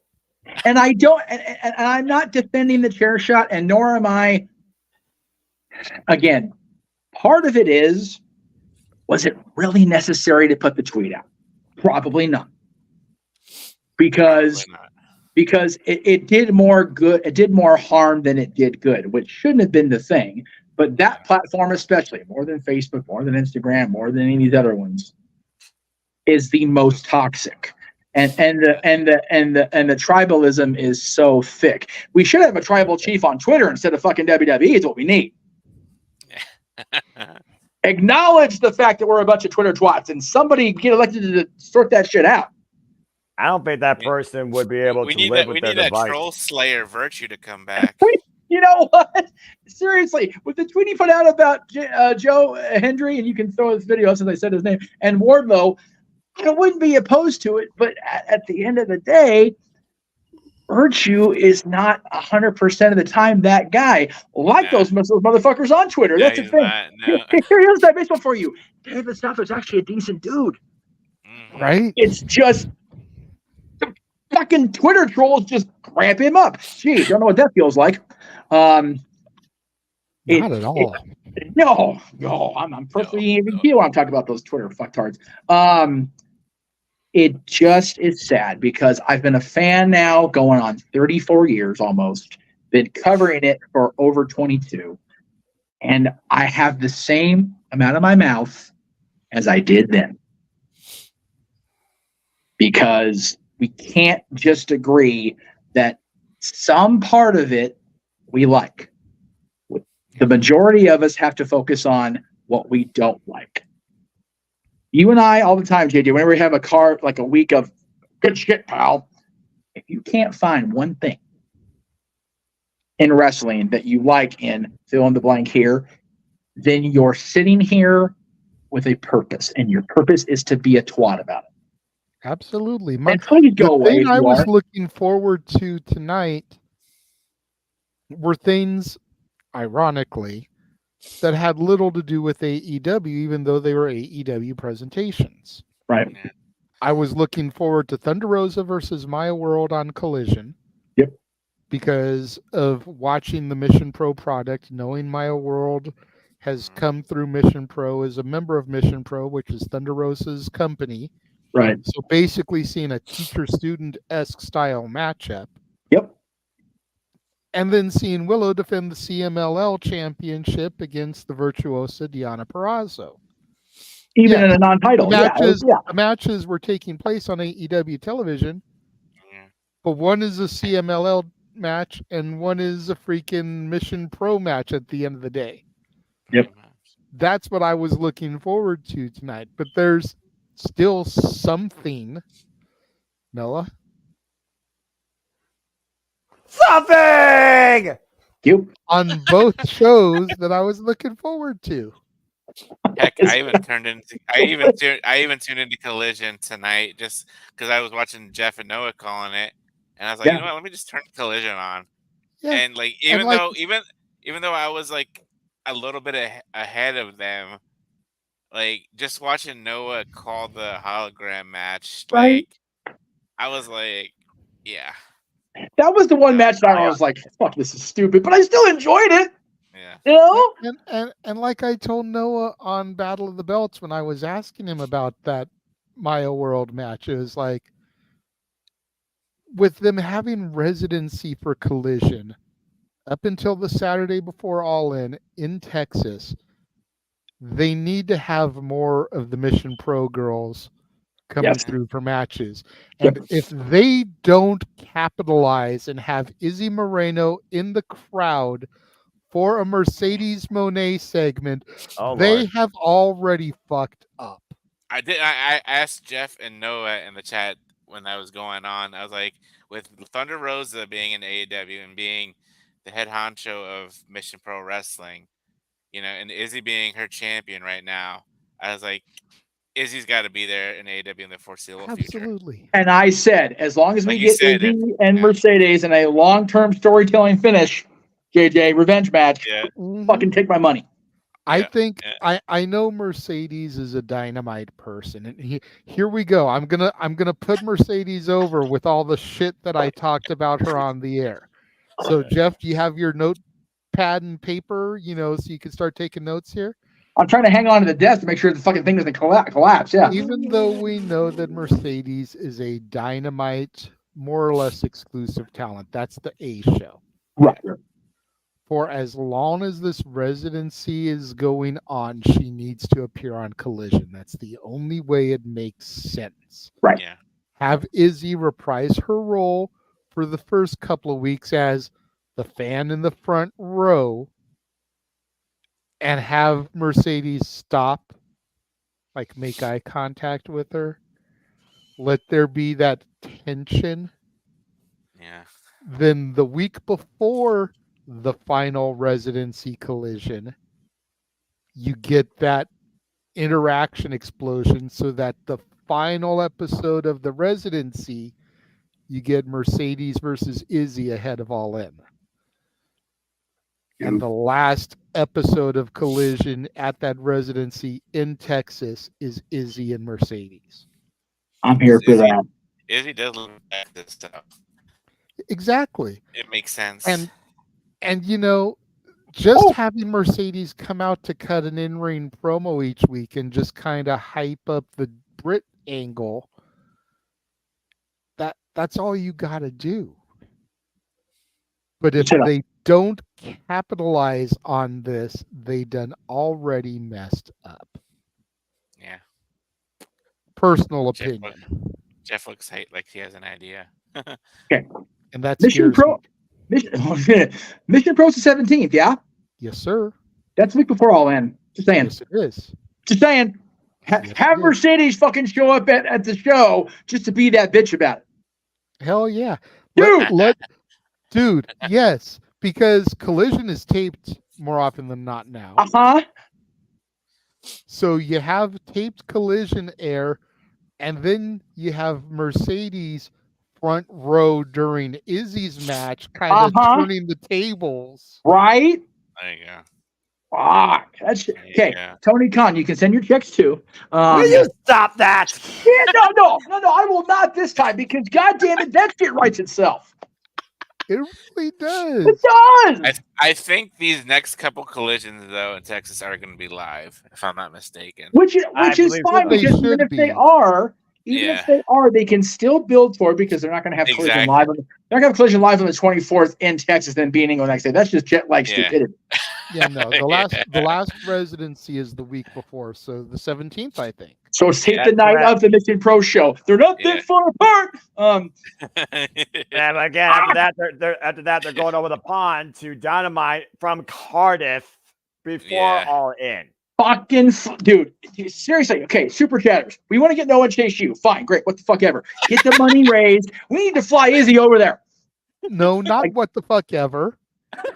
Damn it, we need to stick to our goal. I understand we need the payout. I understand we need the image of Noah in the Chase you and all the things. But damn it, this story, dude, I will. Oh God, I can't even. I'm so much more happy than I was 5 minutes ago talking about these Twitter spots. Now I want this. Like this has to be a thing. Don't give yourself a concussion there, Jeff. I know, right? I got to fucking hard earn this goddamn Mickey Mouse phone going to knock my head off. Dude, like we've talked about when Izzy first got into the business about, man, it just needs to happen, especially outside WWE because they're not gonna book that shit. It's just not gonna happen. No, So, WWE, oh my god, like okay, all right, The only way it would happen in WWE is because Izzy is 17 right now. Right. If they sign her once she turns 18, yeah, have her check into NXT, where she was the uber fancy. You want to talk about coming full circle, right? And if Sasha comes home shortly thereafter, once her AEW deal is up, that's the only way you get it in WWE. I'm finding her birthday. Give me a minute. And Sasha's already said that she's eventually coming back. Eventually. I know. Which just like, okay, let's just fuck AEW. Okay. What are we doing? I'm sorry, that was stupid hard to say. That was just that was so dumb. I know, Safit makes a good point, even though it's not super chatted. Tony may not want to put her on TV with her not being 18. That could be an issue for the angle and playing that's itself out. But fine. If she signs a release, it ain't that serious. That's true. Just saying. Like it's damn near an indie anyway. Like, it just has more television. Just let her sign a release. Let her make sure her parents are all, about the indemnification or whatever it is. She's got a match at Midsummer Blast. I had the name wrong. No, it's a good thing I checked. Midsummer Blast. And we're covering that show that night. Yes, we are. And is this, so you said the 17th was live, or is that going to be taped for Collision? I don't know. It's probably going to be live. Okay. If Collision is live and they're still at the facility in Texas, I know that's in Arlington. San Antonio and Arlington are kind of far from each other. So a Mercedes appearance may not work out, but it's one of those, it just makes sense to have this sort of thing go down in some way. They got to find a way to do it. I agree. You've got Mercedes with Camille. If Jamie Hayter's not ready to go, Izzy's a hell of a plan B. Yep. Definitely one way to mindfuck Mercedes Moné. And we know she's a fan of Britt, so why not?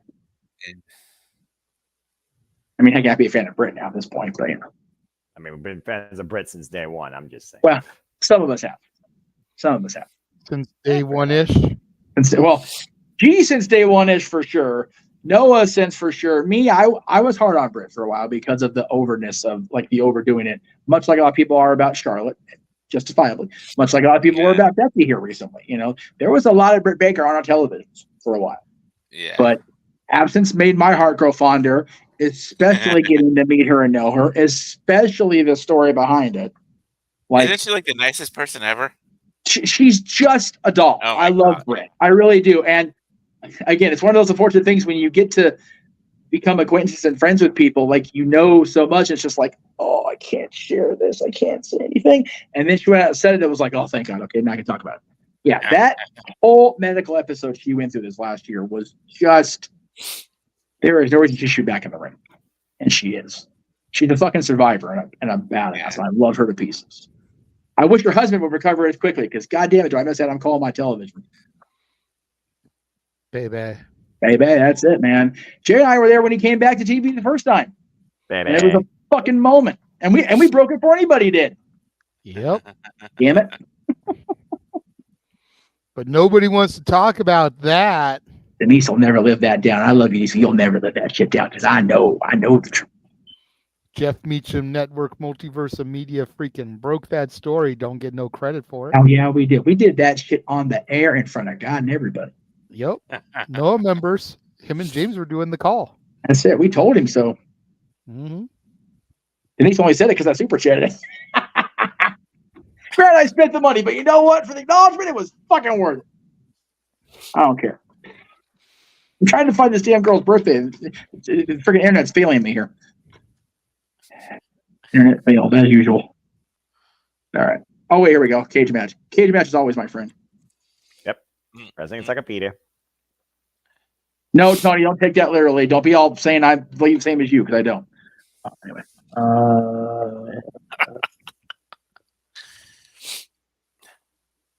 How'd you work? As I was. Okay. I know where we were when I went up when I was little. I mean, we were. I mean, it's just one of those. I wish it was taken for what it was, and that it like a PSA. Yeah. Corey Graves is just trying to help out everybody, man, and it became about all the wrong things and all the wrong comments and all the wrong people latching onto it. Yeah, it's just sad. Yeah. It really is. It is. All right. Well, that is about it as far as that topic goes. If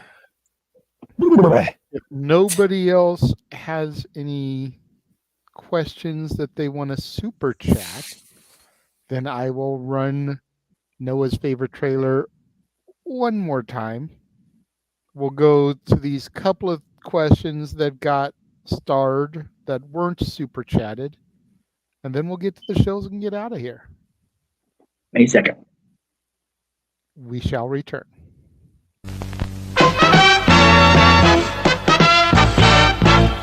And now, preview time. So let's take a look at what's coming your way.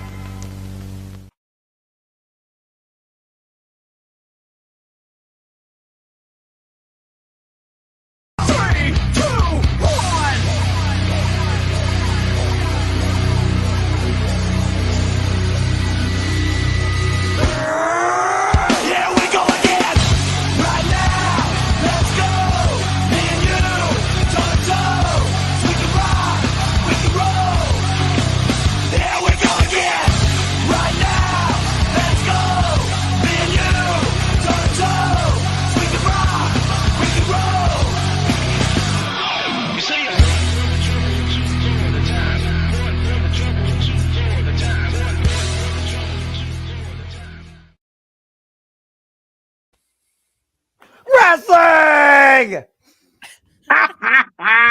That's it. Love it. That's the short version.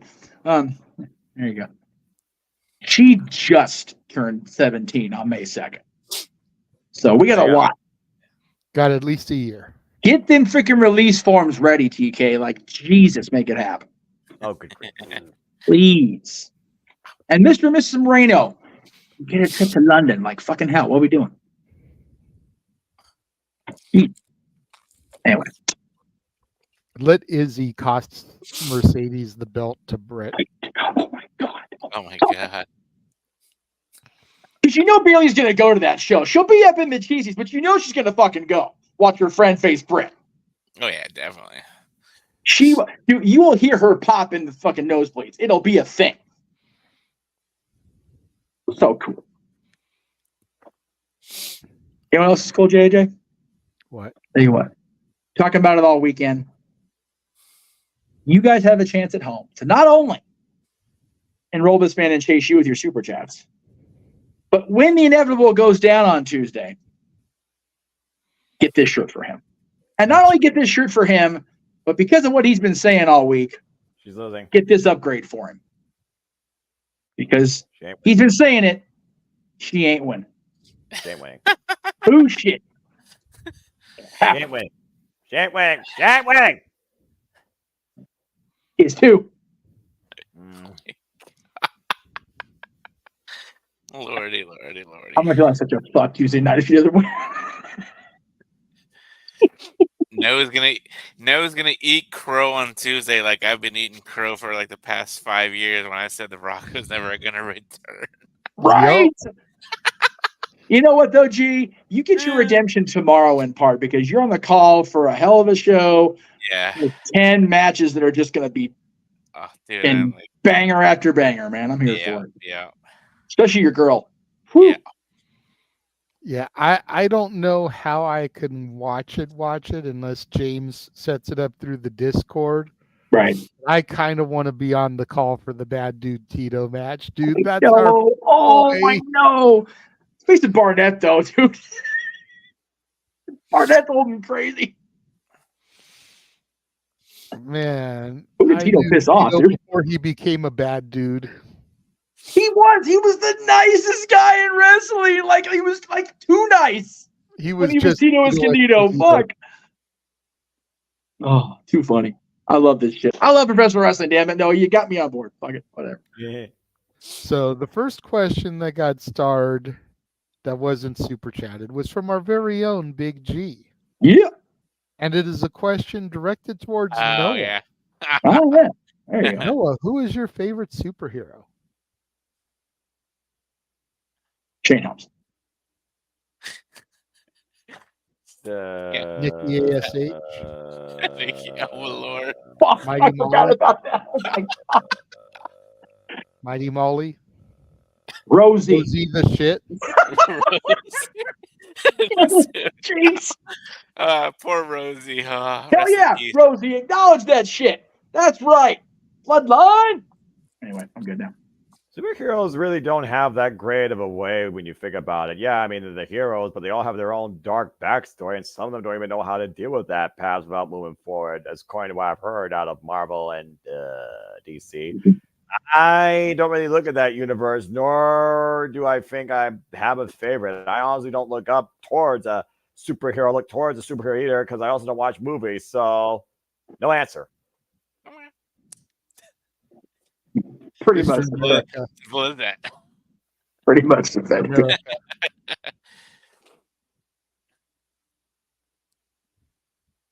My favorite superhero is no longer Hulk Hogan. It was till a couple Thursdays ago. But, Should we just go around here? G, you're the one that asked the question. Who's your favorite? DC wise, Batman. Marvel wise, Wolverine. Ooh, there you go. Yeah, Marvel's pretty much Spidey for me at this point. He was before, but much more so now. DC, again, I've been on the Blue Boys bandwagon for my entire life. I love me some Superman, but Batman's story is far more compelling. You talk about dark. Right? Dude, Batman's story is fucked up. Seriously, dadgum. Dude, every version of Batman there ever is it starts with his parents getting murdered in front of him. So, the San Diego Comic-Con's going on right now, right? Yeah. They just announced the next two Marvel movies. I don't want to give any spoilers away unless you guys don't care. All right, hang on. Everybody at home. 3, 2, 1. No spoilers, but Avengers 2025 will be called Avengers Doomsday. And you would, oh my God, I'm like so freaking pumped to tell you this. You will never, you'll never guess who's playing Victor Von Doom in Avengers Doomsday. Iron Man himself, Robert Downey Jr., is playing Victor Von Doom. That's sinister as fuck. He came out. They had like this whole bunch of like guys dressed up as Victor Von Doom, and he was in the background. He came unmasked. The crowd went crazy. He said, "Different mask, same task." And shit! And then 2026, it's Avengers Secret Wars, if I'm not mistaken. Damn. And we have the new Fantastic Four to look towards too. Another reboot of the Fantastic Four. Is this one actually going to be fucking canon in the MCU? Yeah. Okay. The Fantastic Four are going to be part of the next two Avenger movies. Okay, good. Driving me nuts with these fucking 500 Fantastic Fours. Since we were talking about superheroes, and I know JJ has to give his real quick. Yes. Yeah. Good for Downey, though. But I forgot I threw that out there because I was like, dude, that's like for us Marvel fans or for the Marvel multiverse. Don't freaking wonder I heard the ground rumbling from down near the border. I was like, what the fuck's going on? Now I know. Yeah, for me, DC, it's Batman. Yeah. I've always been a Batman guy. I mean, right now. For Marvel,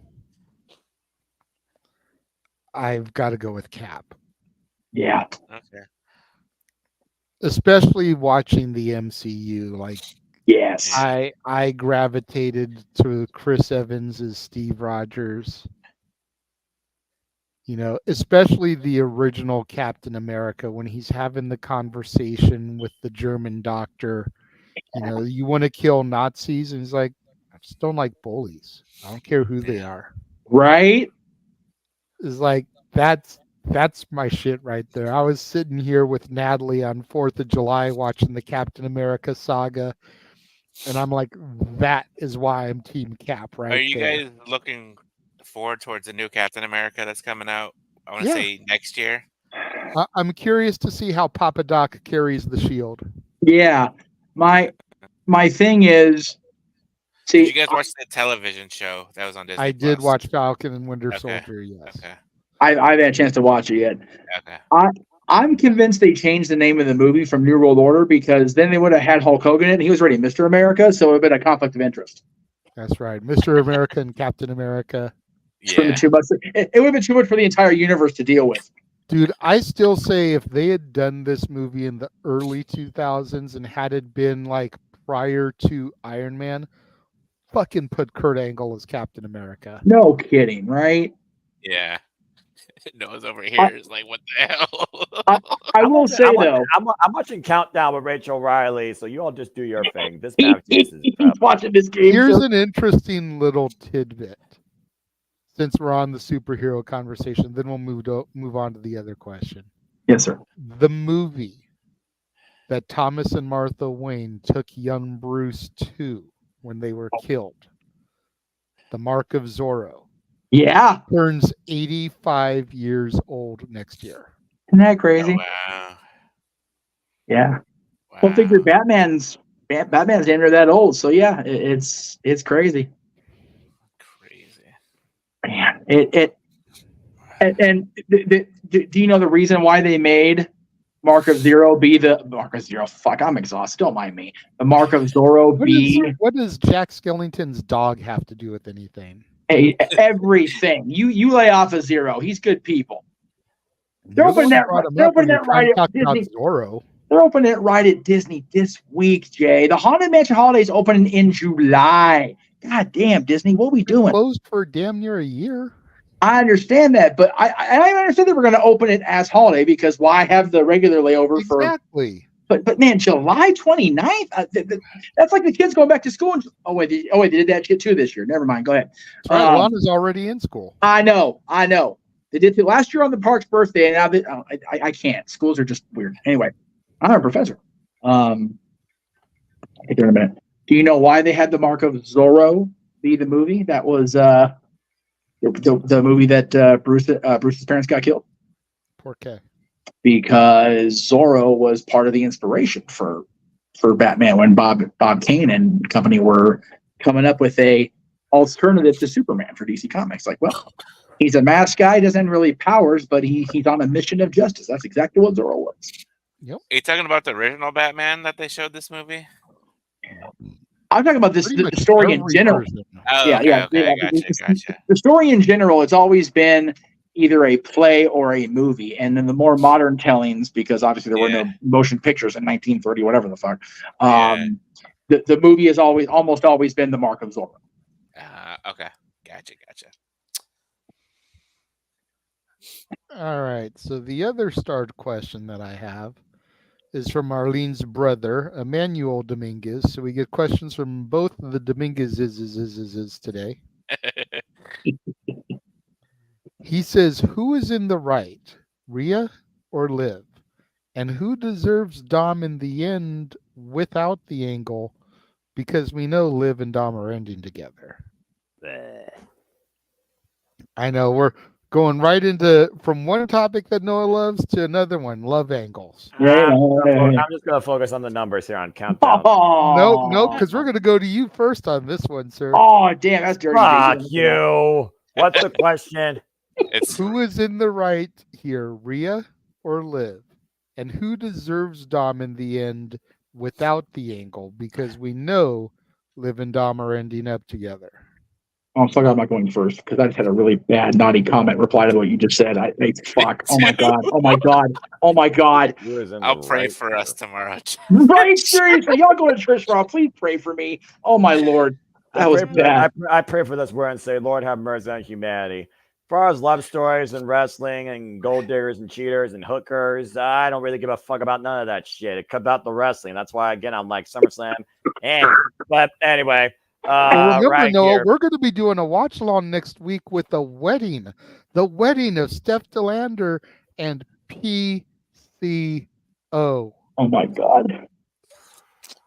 You're lucky I'm too damn tired to freaking rant and give her the shit out of this. And if you'd like for Noah to rant on this, super chat. It'll also go towards helping him enroll into Chase University. Dude, he's gonna eviscerate you. It's gonna be a thing. I still love you, Noah. It's okay. Yeah, I know. Okay. All right. In all storytelling sense, who's right here? We are Liv. Personal fan base, neither. Storytelling sense, Rhea, because her and Dom's been the thing that made Judgment Day relevant for the last year. Who deserves Dom in the end without the angle? I think from a contextual standpoint, from a support standpoint, and probably just from that, connective standpoint, it's probably Rhea and Dom because, again, both have literally helped each other grow in their characters on Monday Night Raw. So just keep it simple. It's Rhea. But you got to do something, I guess, with that title. You can't find a prominent wrestler to actually demonstrate it. So you go with the red room about the red lights. So fuck it. But yeah, that's my take on that. And again, I really don't give a shit about this. I have little to no interest in this shit. Thank goodness I had Queen Aminata and Athena and Ring of Honor show me what women's wrestling is about, and TNA continues to. As you were, back to the numbers. That's right. TNA continues to, and we're going to get that wedding this week on Impact. Outside that, with Jordan Grace being the TNA Knockouts World Champion. Fucking weddings and loving, oh shit. And she proposed to him. I know, right? Cardiona's gonna lose his mind. It's gonna be a thing. Oh my god. Okay. I told Noah the other night, dude, with this NXT thing still going on, if PCO is not on Halloween Havoc, they done fucked up. No, they did. 100%. They need to have the French Canadian Frankenstein come home to WWE for Halloween Havoc. I would pop for that. Dude, he needs to be there, and Jacques is running him backstage for no reason. With Shotzi as the host again. There you go. Have him back there and just have Jacques Rougeau backstage for no reason. Just have him walk by each other and say nothing. I'm just happy they're making it a PLE this year, not a TV special. Yes, that's true. Have Isla and Alba concoct some kind of spell and they actually accidentally conjure PCO. Yeah, there you go. And have them be like, what the fuck did we do? I'm here for every bit of that. And I'm going to ruin poor Noah's existence on Halloween now. Okay. All right. And then as Jacques Rougeau walks by, so does Johnny Polo. Yes.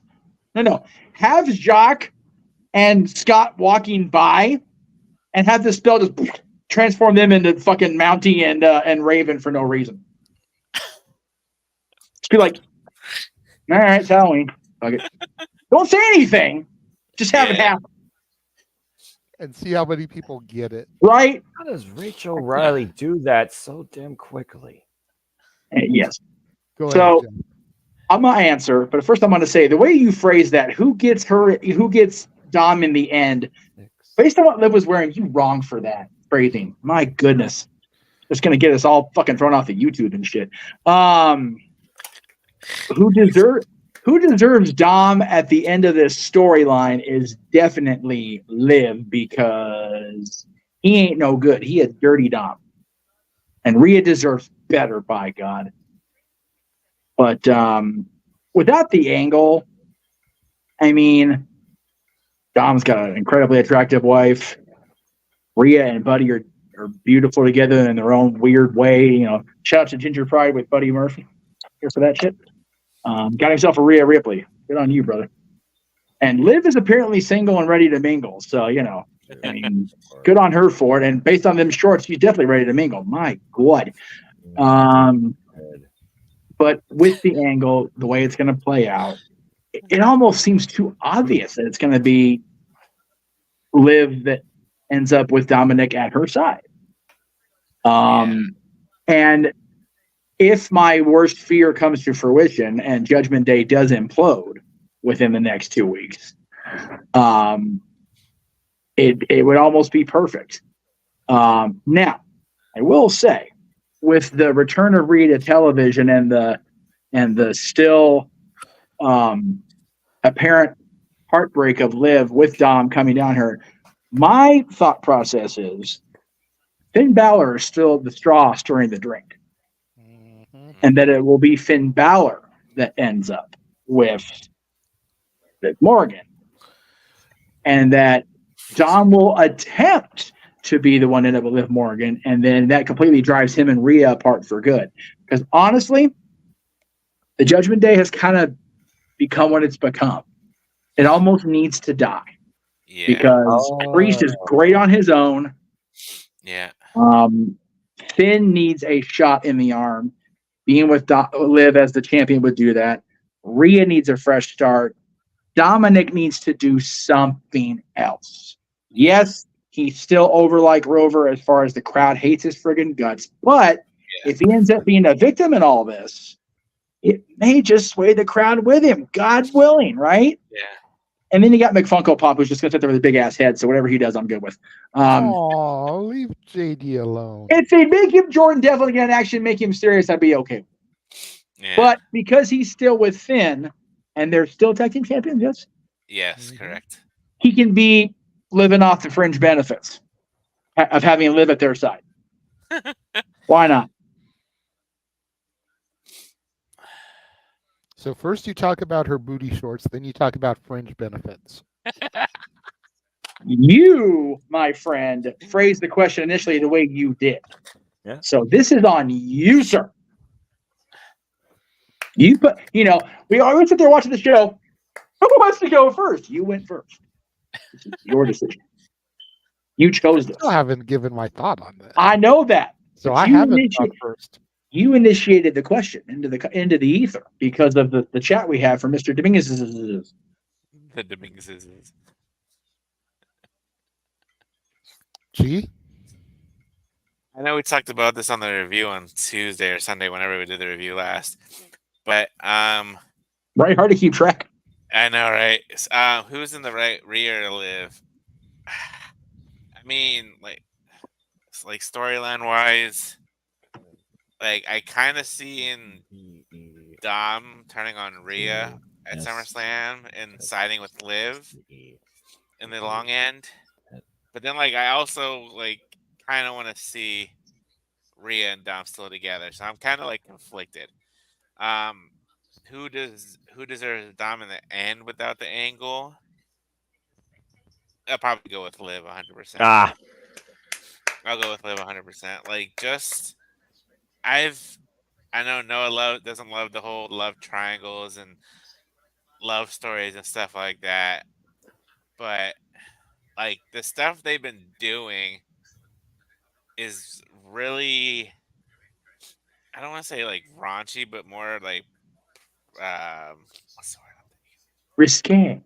Risque in a way, trying to build up to their Netflix deal because once they go to Netflix, they can do whatever the fuck they want.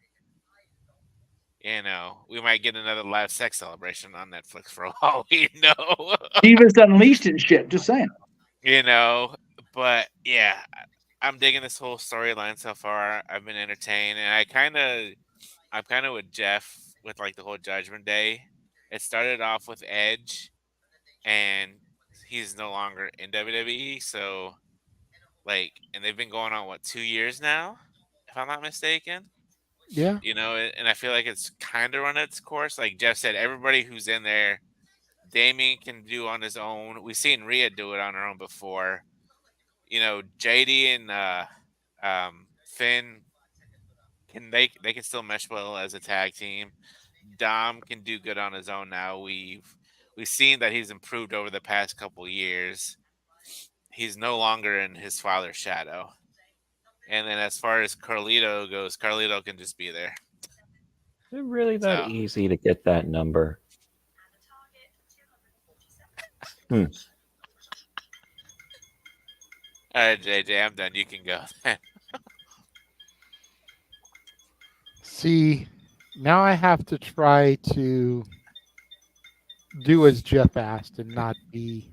Oh yeah, it is that easy. Overly negative towards a specific talent because we all know how anti one of these two people I am. 750 divided by 3. Yeah, well, I'm going to mute you for a second so we can get JJ to answer with the theme music on the background. Yeah. Yeah. Go ahead, Jeff. Go ahead, Jay. Go, JJ. So I will try to keep this as short and sweet as I can so that I don't go too much down the negative path and just say I kind of side with Noah here. I feel Rhea is in the right.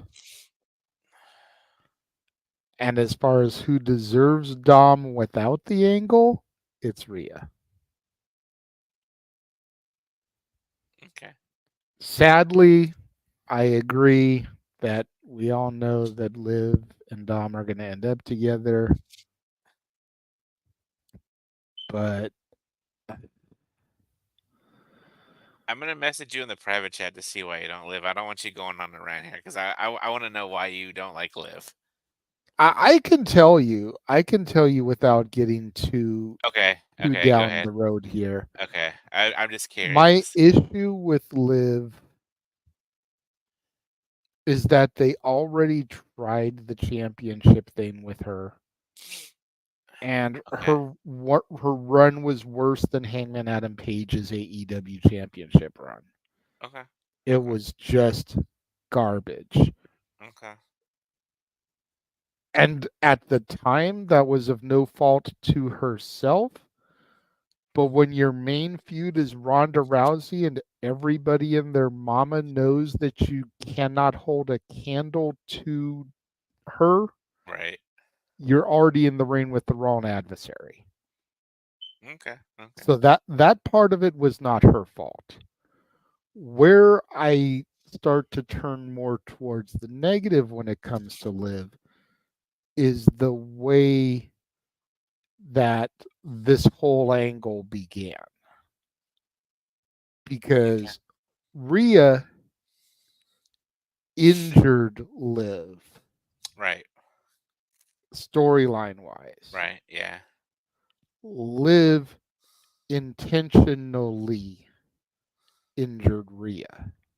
Okay. Okay. That's where I take issue. Okay. Gotcha. And then the way that we got the belt to her, I just thought was dumb. It was like, why did we have to give Becky the championship for a month to lose it to her when she could have just as easily won the battle royal that Becky won? Right. Yeah. I see where you're coming from. From a storytelling wise, that makes no sense to me. Yeah. If she was supposed to be this be all end all, and I'm gonna take everything that Rhea had and make it mine, why didn't she just win the battle royal to crown a new champion after she had to vacate it? Yeah. Yeah. I agree with you. Yeah. That's where it is with me, and then we can get deeper and deeper on her character. And I'm gonna be honest. When she did that walking off crying thing on Raw, I expected her to look at the camera and kind of smile when she was away from the fans. I kind of was too a little bit. I was like, is she gonna yeah, she got her heart broken by Daddy Dom, but I was like, is she gonna have that little smile going off in the sunset? But I totally get your opinion there, JJ. So when it comes down to it, best thing I can say without going down a path, Liv is In-N-Out Burger. okay. I don't get the hype about her. Okay. She's not worth the line and the trouble. The product isn't that great for what you wait for. And there's so many better options out there. Right. As much as I trash talk her, I would rather Candice LeRae be the champion because at least it would be something fresh and different. Right. Okay. You've got Indy Hartwell. You've got Zoe Stark. Yeah. You've got freaking everybody inside of Damage Control. Shayna Baszler. You know, Dakota. Yeah, you've got Shayna, who's never had her true opportunity. No. Oh. You know, you've got Alba Fire. Not as much Isla. Yeah. I don't really see her as main champion material. Tag is good for her. You've got Katana. I kind of feel the same way about Caden. Even though I prefer Caden, I like Caden. I see Katana being more of a champion over Caden. Right. You've got so many talents on the roster. Right, yeah. Why are we doing Liv? I get Why are we going with the same old, same old? It's part of why I stopped watching in 2014. You had all this new influx of talent, but you kept going with the same people. Yeah. Well, I get where you're coming from. That's the most diplomatic thing I can say as far as Liv goes without getting too trash talky about her. Right, no. I get you. So.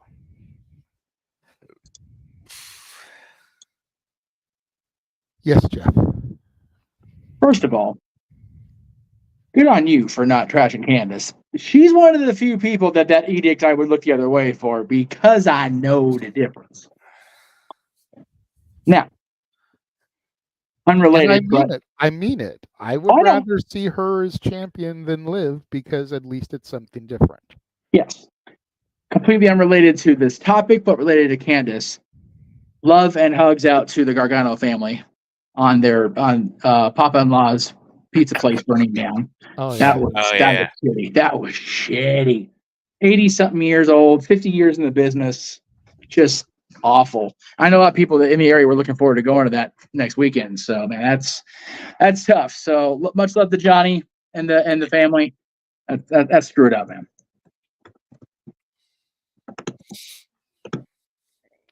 All right. So, that being said, we've been through the super chats. Yes. We've been through the other starred questions. Yes. And I appreciate that, Emmanuel. But number one, I have to listen to the edict from the man whose name is on the marquee. Number two, no disrespect, bruv, but you didn't super chat. You got to pay for the rants. That's it. You got to pay for the nasty. I know you broke right now, and you support us in other ways and times. Yes. So I get it, but you got to pay for the rants. And remember, $40 more to my channel, $40 more to Jeff's channel, and Noah has to enroll in Chase University. There it is. There. I got it. There. She will be the champion. I will tell you this. Yes. So, I tell you, all that being said, let's go ahead and head to the shills. My God. I don't know if you've noticed, Jeff, but the last few weeks the shows have been going pretty quickly. Because I haven't been here to ramble. No, you've been around. Well, but yeah. It's just these weeks where we don't really have a ton of topics. Yeah. It's been a little bit shorter. It's been, and I'm anticipating the August 17th show when we do the beach party karaoke is going to be a long one. For that one, I'm not going to put artists on the Okay. wheel, I'm going to actually put song titles. Oh, nice. Make Okay. sure that you guys are listening to the playlist that I put in the chat room. Oh, I'll okay. repost it. Yeah. Because those are going to be the songs that are going to pop up. I saved it in my Spotify library, so it's like right there on my Spotify. I had to cancel my Spotify, so I'll have to listen to them on YouTube. Couldn't afford Spotify this month. It is. It is. Arlene wants to know how much it is for a rant. God damn it! We were this close. Damn it, Arlene. It depends who you want me to rant on. Are you wanting me to go off on Liv?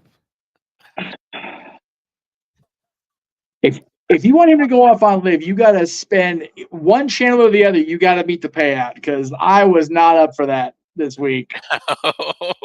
But if you want to have him rent on Liv, it's got to be the full 40 left on his channel to get there. Damn. Okay. I got to be that guy because, like, yeah, I got to be. I'll tell you what. I'll tell you what. We've got another show tomorrow, as far as a watch along. Yes. Yeah. And we've got Meach's Musings and Sapway Sports Bar. And we've got the NXT watch along. There's 3 shows before NXT starts. Yes.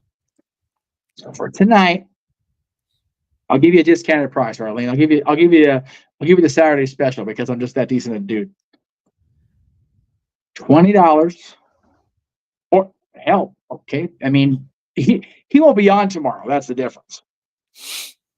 No, but I can come in either pre-show or post-show and do the rant.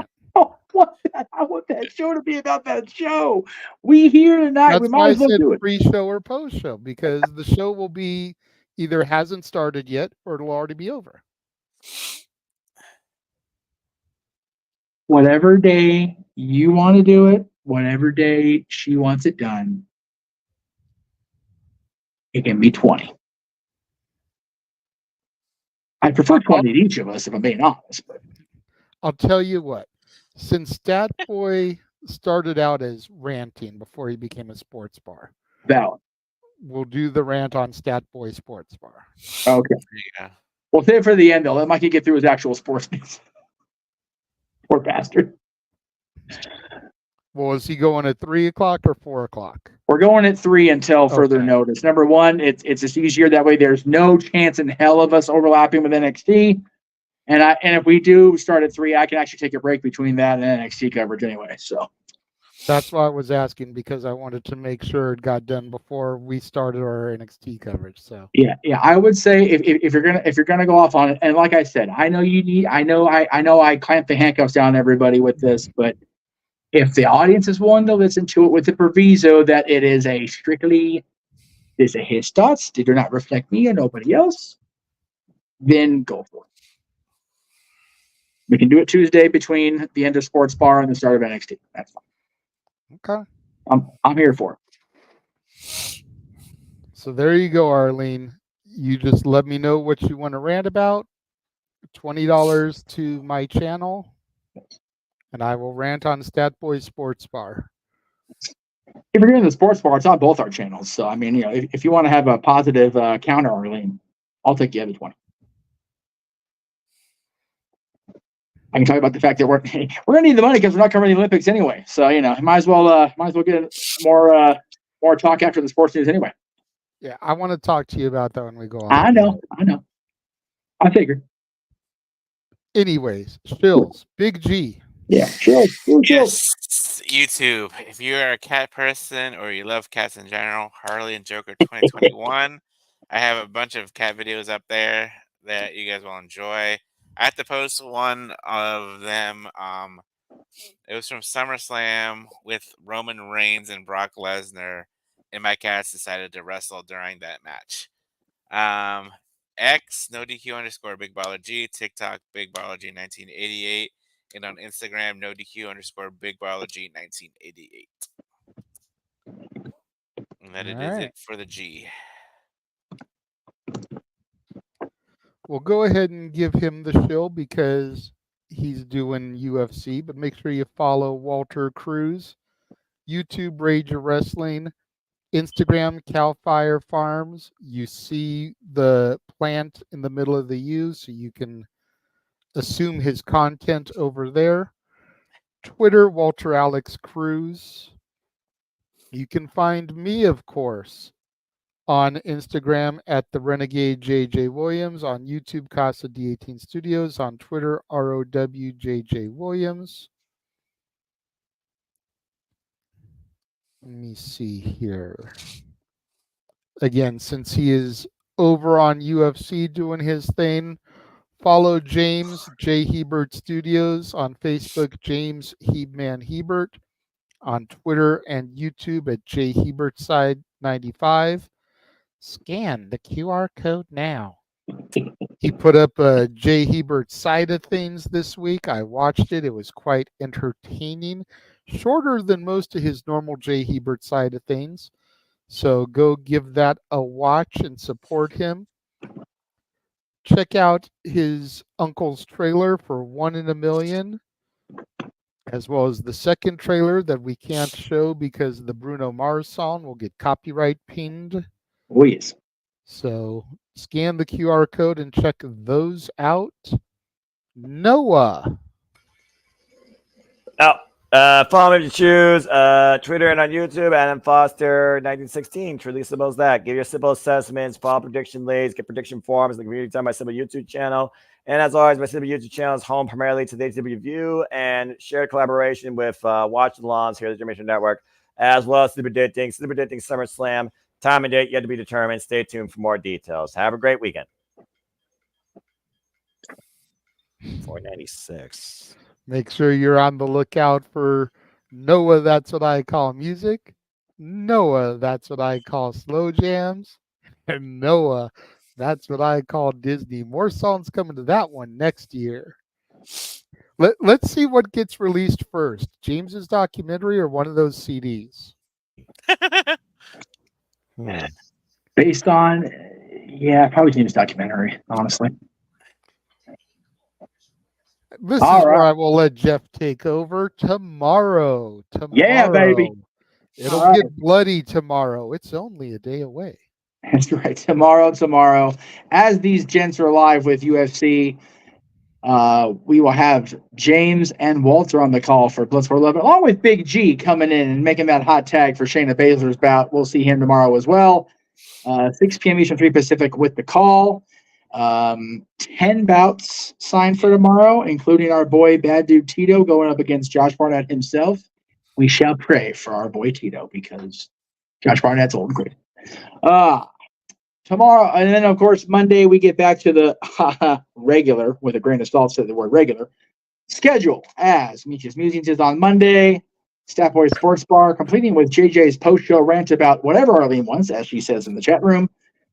NXT coverage of the Great American Bash, both this coming Tuesday and next Tuesday, including, if those super chats come in, Noah Foster joining Chase U and Rooting Rhea, Hale, Jesus Christ. Thea and Rhea all in the same week. I'm tired as hell.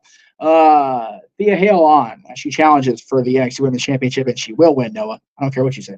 And he's muted, so he can't fight back. Haha. Wednesday, the Greg Cherry Show episode. He's not 2. winning.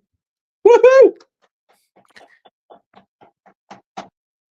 I take you. The Greg Cherry Show episode 200, leading into the we're not covering as of yet AEW Dynamite episode, and that'll be on Wednesday at 7 Eastern, 4 Pacific. We'll be talking off air in the next couple of days, probably before Musings on Monday to finalize this, but sometime this week we will have Simply Predicting with Noah Foster and company for Saturday's SummerSlam, which of course will be live 6 p.m. Eastern, 3 Pacific with the call. And we'll be right back here next weekend with the quote-unquote normal shenanigans of Open Mic Night. Yes, sir. And we mentioned them a moment ago. We did their shills already. Say their names and they appear. James and Walter have now both entered the chat, so to speak, as we do our shills. James, we had to just make the joke about which would come first, your documentary or one of these Noah CDs? Well, I don't. As far as I know, there is no Noah CDs that's actually going to exist because we get sued out of our ass. I still vote for the Noah CDs. God damn it! Hey James, send Jeff that tweet so he can show. I proof did. that I did. predicted that this was going to happen 6 months ago. New welterweight champion. Well, I will. Since I'm having screen sharing issues, I will say I will read Walter's tweet verbatim. I don't care what anyone says or how close the fight is. Bully B170 translation. Bilal Muhammad. Better get the win of better get the winner of Colby versus Edwards. No one deserves the title shot more than Bully. I said it before, I'll say it again. I see Belay as champion in 2024. And that was tweeted out back on October 11th, 2023. And as of this fight tonight, we have a new UFC welterweight champion. So congratulations to him, as well as Walter Nostradamus Cruz. There you go. Good shit, man. And yes, much like we had a clairvoyant renegade the other night on Watch Alongs, clairvoyant Mr. Reliable coming soon to the Jeff Meacham Teespring store. There you go. About as fast as those CDs are going to come out. I'll say that. And how we guys did doing split tonight? the super chat. So on Stat Boy Sports Bar, at the end, I will be ranting. She did say it doesn't have to be about Liv. Just wanted to hear you say what you don't like about wrestling storylines right now, if that helps you with the rant. I like that. So we can just screen cap this. Yes. And then throw it up when we do Stat Boy Sports Bar at the end, and I will get my rant in. As a matter of fact, with your permission, Jay, because they actually brought this up on the No DQ review the other day. Yes. And I wasn't able to be a part of that segment. I had to duck out. I will gladly join you in that, what we like and what we don't like. There you go. I will, with your permission, because it was just chatted to you, but I will gladly jump in on that because there is, I mean, I kind of went off on what I don't like about wrestling right now because of what the Corey Graves tweet. But I would like to mention what I do like. That'd be kind of nice too. That would have been an awesome topic. I mean, we got super chatted to both our channels, so that's perfectly fine by me. And now we're only $40 away, $20 per channel, y'all, to make Noah enroll in Chase University and have to support Thea Hale this coming Tuesday as she challenges Roxanne Perez for the NXT Women's Championship. And should she win, Noah will then have to get the Chase U t-shirt. Complete with Meacham modification. Yeah, the image of Thea on the back was added by Jeff. She ain't winning, Noah Foster. Yeah, sure you won't. I will gladly take the image of her raising that title on high in the NXT arena and superimpose that shit on that shirt. I know we're supposed to be neutral. I know we're supposed to be unbiased. Fuck that. Noah, I am telling you right now, I will be wearing my Chase U t-shirt on Tuesday night. Night one of You're gonna American. have to deal with it. If you think I am obnoxious when it comes to Jeff Jarrett and Aubrey Edwards, oh no, I am going to be downright deplorable when it comes to Thea and Roxy. And the difference is you know how much I love Roxy too. Yes, but damn it, I love me some Thea.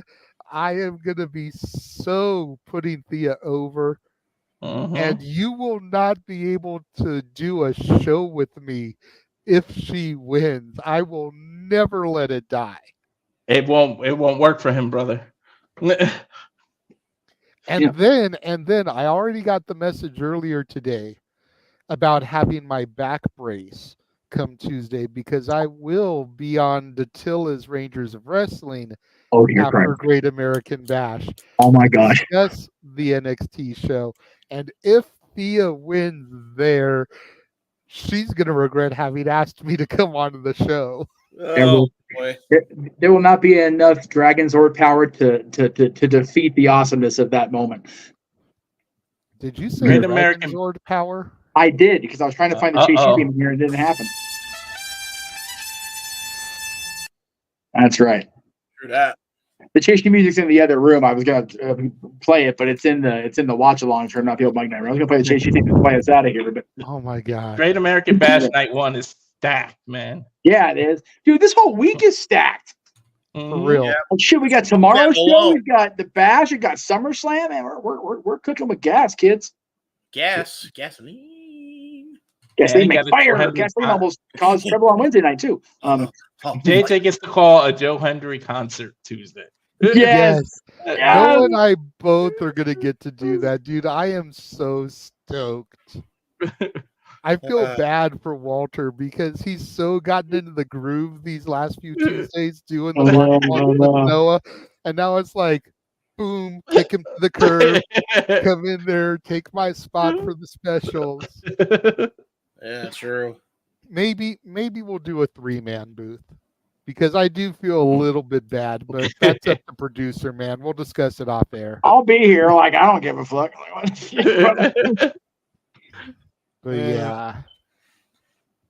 So we missed all the topics. Damn. Yeah, you did. Yeah.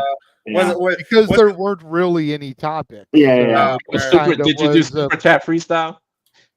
We didn't. We got 4 super chats from Arlene. That's why we only need $20 per channel now to get no one to chase you. Well, there you go. Make it happen, people. This is going to be fire. God. Oh, dude. Alba and Isla coming home to take on Lash and Jakara. Yeah. We've got the Heritage Cup, Tavion and Tony D. Yes. That's going to be awesome. And then, of course, oh my God, the concert. So crazy. It's the greatest thing of all time. You guys know I'm a little conflicted with that tag title match, right? I'm not a goddamn bit conflicted. It's because of how much I like Lash Legend, though. I like Lash. I have slowly come around to Lash Legend. Yeah, but Alba and Isla need to retain ahead of their defense against Bianca and Jade, where they're probably going to have to drop them. Dude, Alba is awesome. I love her. I respect her as a wrestler, but Isla Dawn is one of the few people that I make no quietness about. I will full on Mansfield. I simp the fuck for Isla Dawn. Jesus H. Christ. Yes. She is just delicious. Yeah, we know. Yes. And again, they're not going to lose the belts on NXT because they've got the title match against Bianca and Jade on SmackDown. God damn it. If we're being real, Bianca and Jade are probably going to become 2-time champs ahead of SummerSlam. Sad bit. And I'm here for it. As conflicted as Walter is in this match, I'm more conflicted in the SmackDown match. But we all know my loyalty lies with that bitch. Oh yeah, definitely. They need to keep the titles off of them and start that slow burn. No, even if it goes at 0.5 miles an hour, it still needs to burn, man. No. The burn doesn't need. The burn can be a quicker burn and can start at the Rumble. I'm just interested to see what she does with the case now that it's all busted open. You know, a new pink, beautiful case is coming. Yep, Nia said that she was going to give her a new case, one that's befitting of her. You know what? That may be the thing that drives them apart. Because Nia phrased it what she deserves, and it's like, oh, Nia's going to be a bitch about it? Dude, I want it to be that way just so Tiffany lays that briefcase upside that head and walks out of SummerSlam with the title. I still think she might. I know a lot of people think that Tiffany, it might be too soon for her, but I still think it might. But we'll get into that at Simply Predicting once we decide on the date for that. Yeah. Baby steps. But shout out to WWE though. They remembered to actually put a contract in that case when they got destroyed. It fell out. Hey, they actually finally remembered. Dude, I still got one in mine over here. I'm having it up for the prediction show, but yeah, I still have the briefcase in my Money Bank contract. But we've done the spills, we've done the topics. The other two made it as we were getting ready to dip out. Yes. But if there is nothing else, for everybody on the panel, for the multiverse of media. I am the Renegade of Wrestling, JJ Williams, your host moderator, and we will see you guys tomorrow for Josh Barnett's Bloodsport, which will be called by the two gentlemen on the bottom row here, with a cameo appearance by Big G for the Shayna Baszler match, and quite possibly a cameo from me for the Bad Dude Tito match. We will see you guys mañana. The Jeff Meacham Network's Multiverse of Media. For over 15 years, the recognized symbol of excellence and the standard bearer in coverage of sports and entertainment. Bye-bye, you people. Bye. You ain't winning.